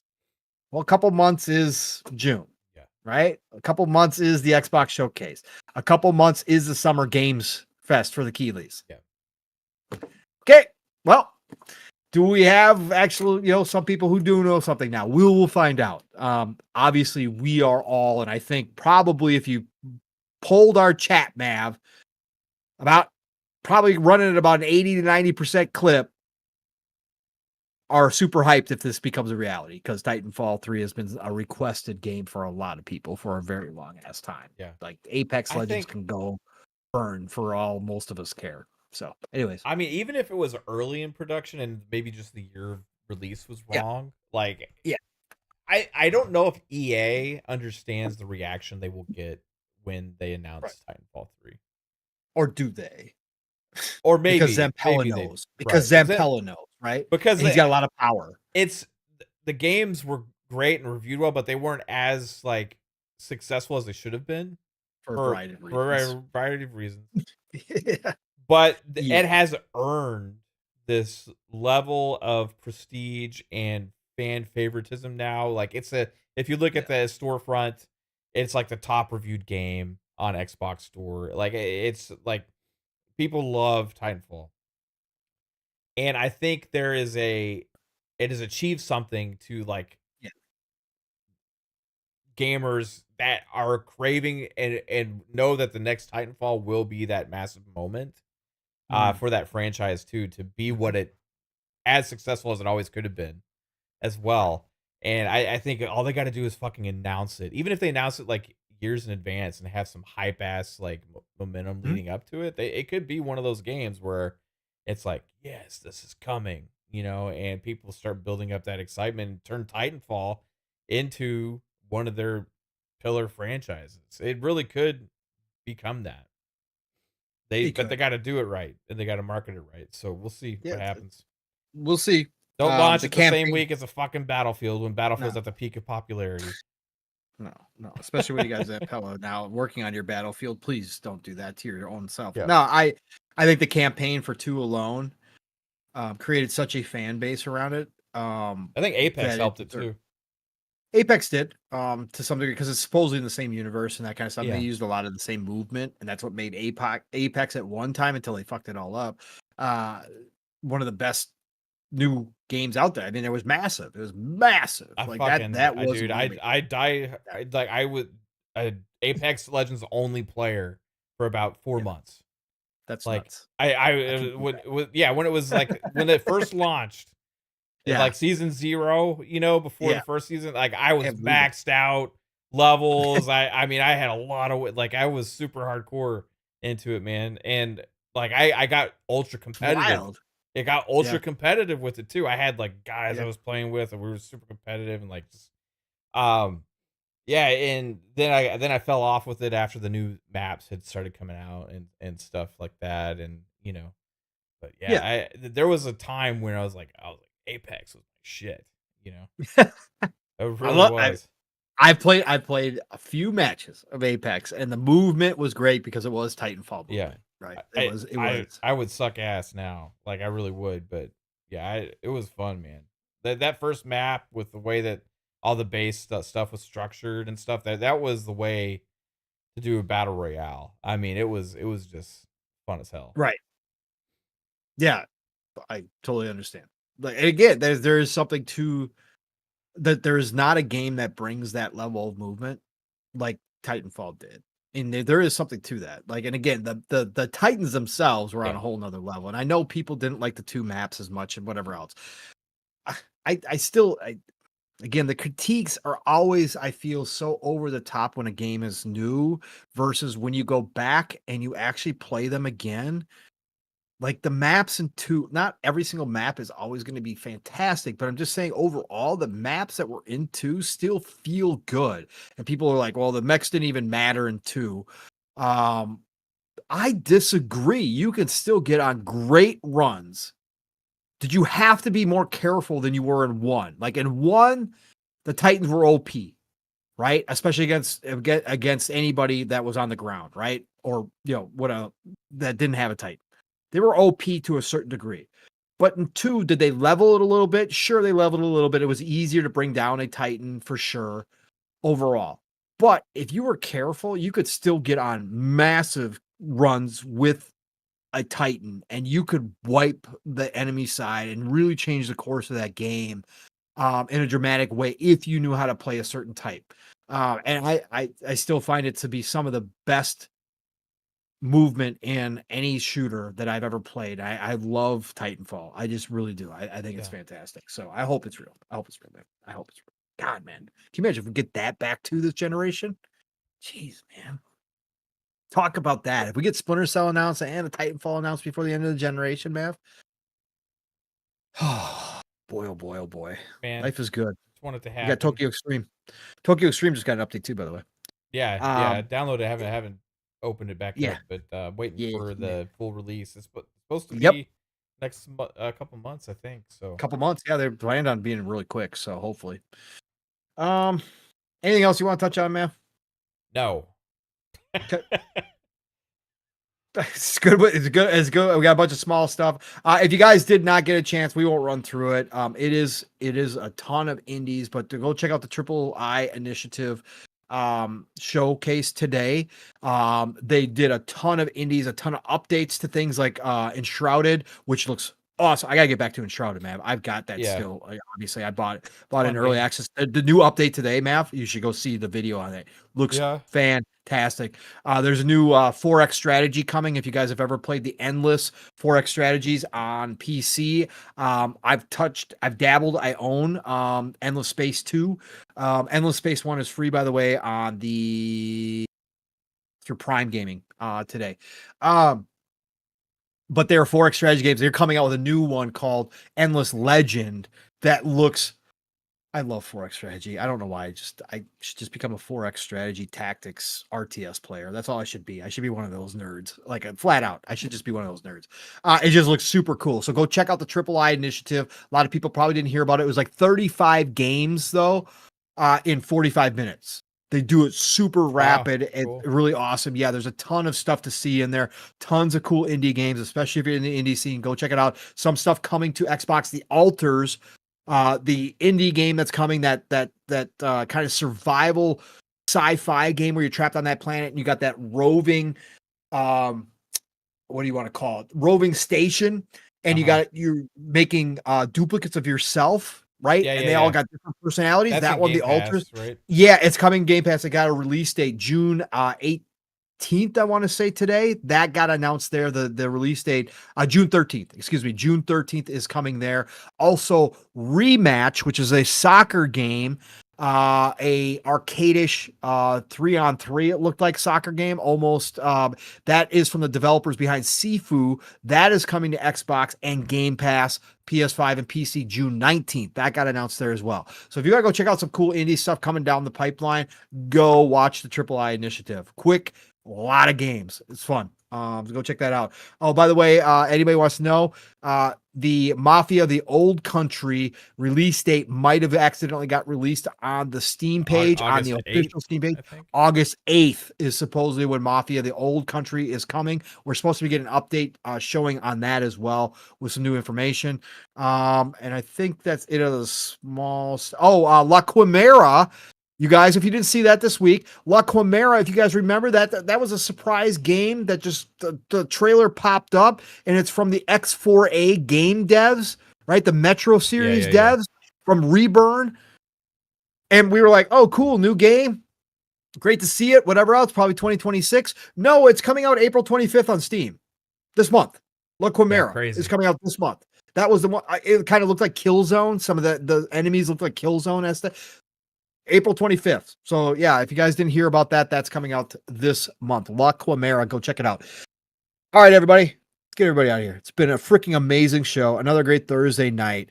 Again, nothing really massive this week. Just a lot of cool stuff to talk about. Obviously, Mav and I were really enjoying ourselves in the conversations. You guys were too. You guys were having great conversations in the chat. Appreciate all of you for being here and joining me and Mav on time tonight, everybody. On time. Clap for us. Don't clap for us. We're supposed to be on time. But no, we both made it here. But thank you all for being here, whether you're for 5 minutes, the whole entire time, does not matter. Nothing but love and respect for all the support you bring us here on this channel and all the other channels, because a lot of the same familiar faces are everywhere in the chats. Appreciate every single one of you and love you all for sharing this passion for this hobby, our favorite hobby. each and every week. So we're gonna get you out of here. Mav, my brother, great show, man. Again, thank you. Thank Caitlin for all the stuff you guys do behind the scenes, for making this possible all the time, man, and for making the Fun Speculation Network just a great place to be, and you know, for letting me join in all these years, man, and becoming part of the fam. Love you guys. What you got going on, Mav? Oh man. Well, thanks, Pong. Appreciate you as always, bro. Chat, you guys are amazing. Thank you all for being here.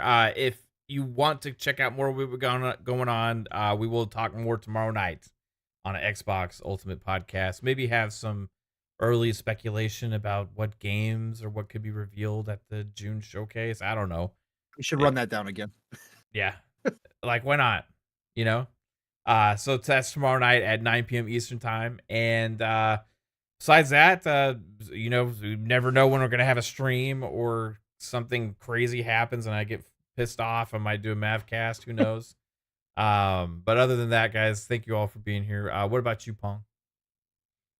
Everybody, you know how to find me, Pong Soul, everywhere. Follow me, I'll follow you back. Otherwise, I should make Xbox Ultimate tomorrow night. That should be a thing. But no matter what, join us here. Like Mav said, it's always a fun time, no matter how many of us show up. Lots of good talks and lots of good laughs. So it's always a great place to end your Friday night at 9 p.m. Eastern, 8 o'clock Central Time on the Fun Speculation Network. Xbox Ultimate, be there. Steele and I are all back. We were back last week. We are ready to rock and roll this week. 3+ hours as always. Buckle up. Saturday morning, living split screen. Set those alarms. Split screen is all one word. 10 a.m. Eastern, 9 o'clock Central Time. Like I said, we are planning on probably co-streaming that marathon live look at their new gameplay. But we're going to talk a lot of topics this week. And you know, Steele and I get into a whole bunch of BS sometimes that, again, nowhere else do you hear some of our conversations. The chat dictates a lot, so join us in Living Split Screen Saturday morning. Choo-choo, motherfuckers. Buckle up and get ready for that one, live, raw, and uncut. And then, of course, the Shop Podcast looks like we're still on hiatus this week, but to keep your eyes and ears open. Much love to PTK. Can't wait to get back on Sunday afternoon at some point.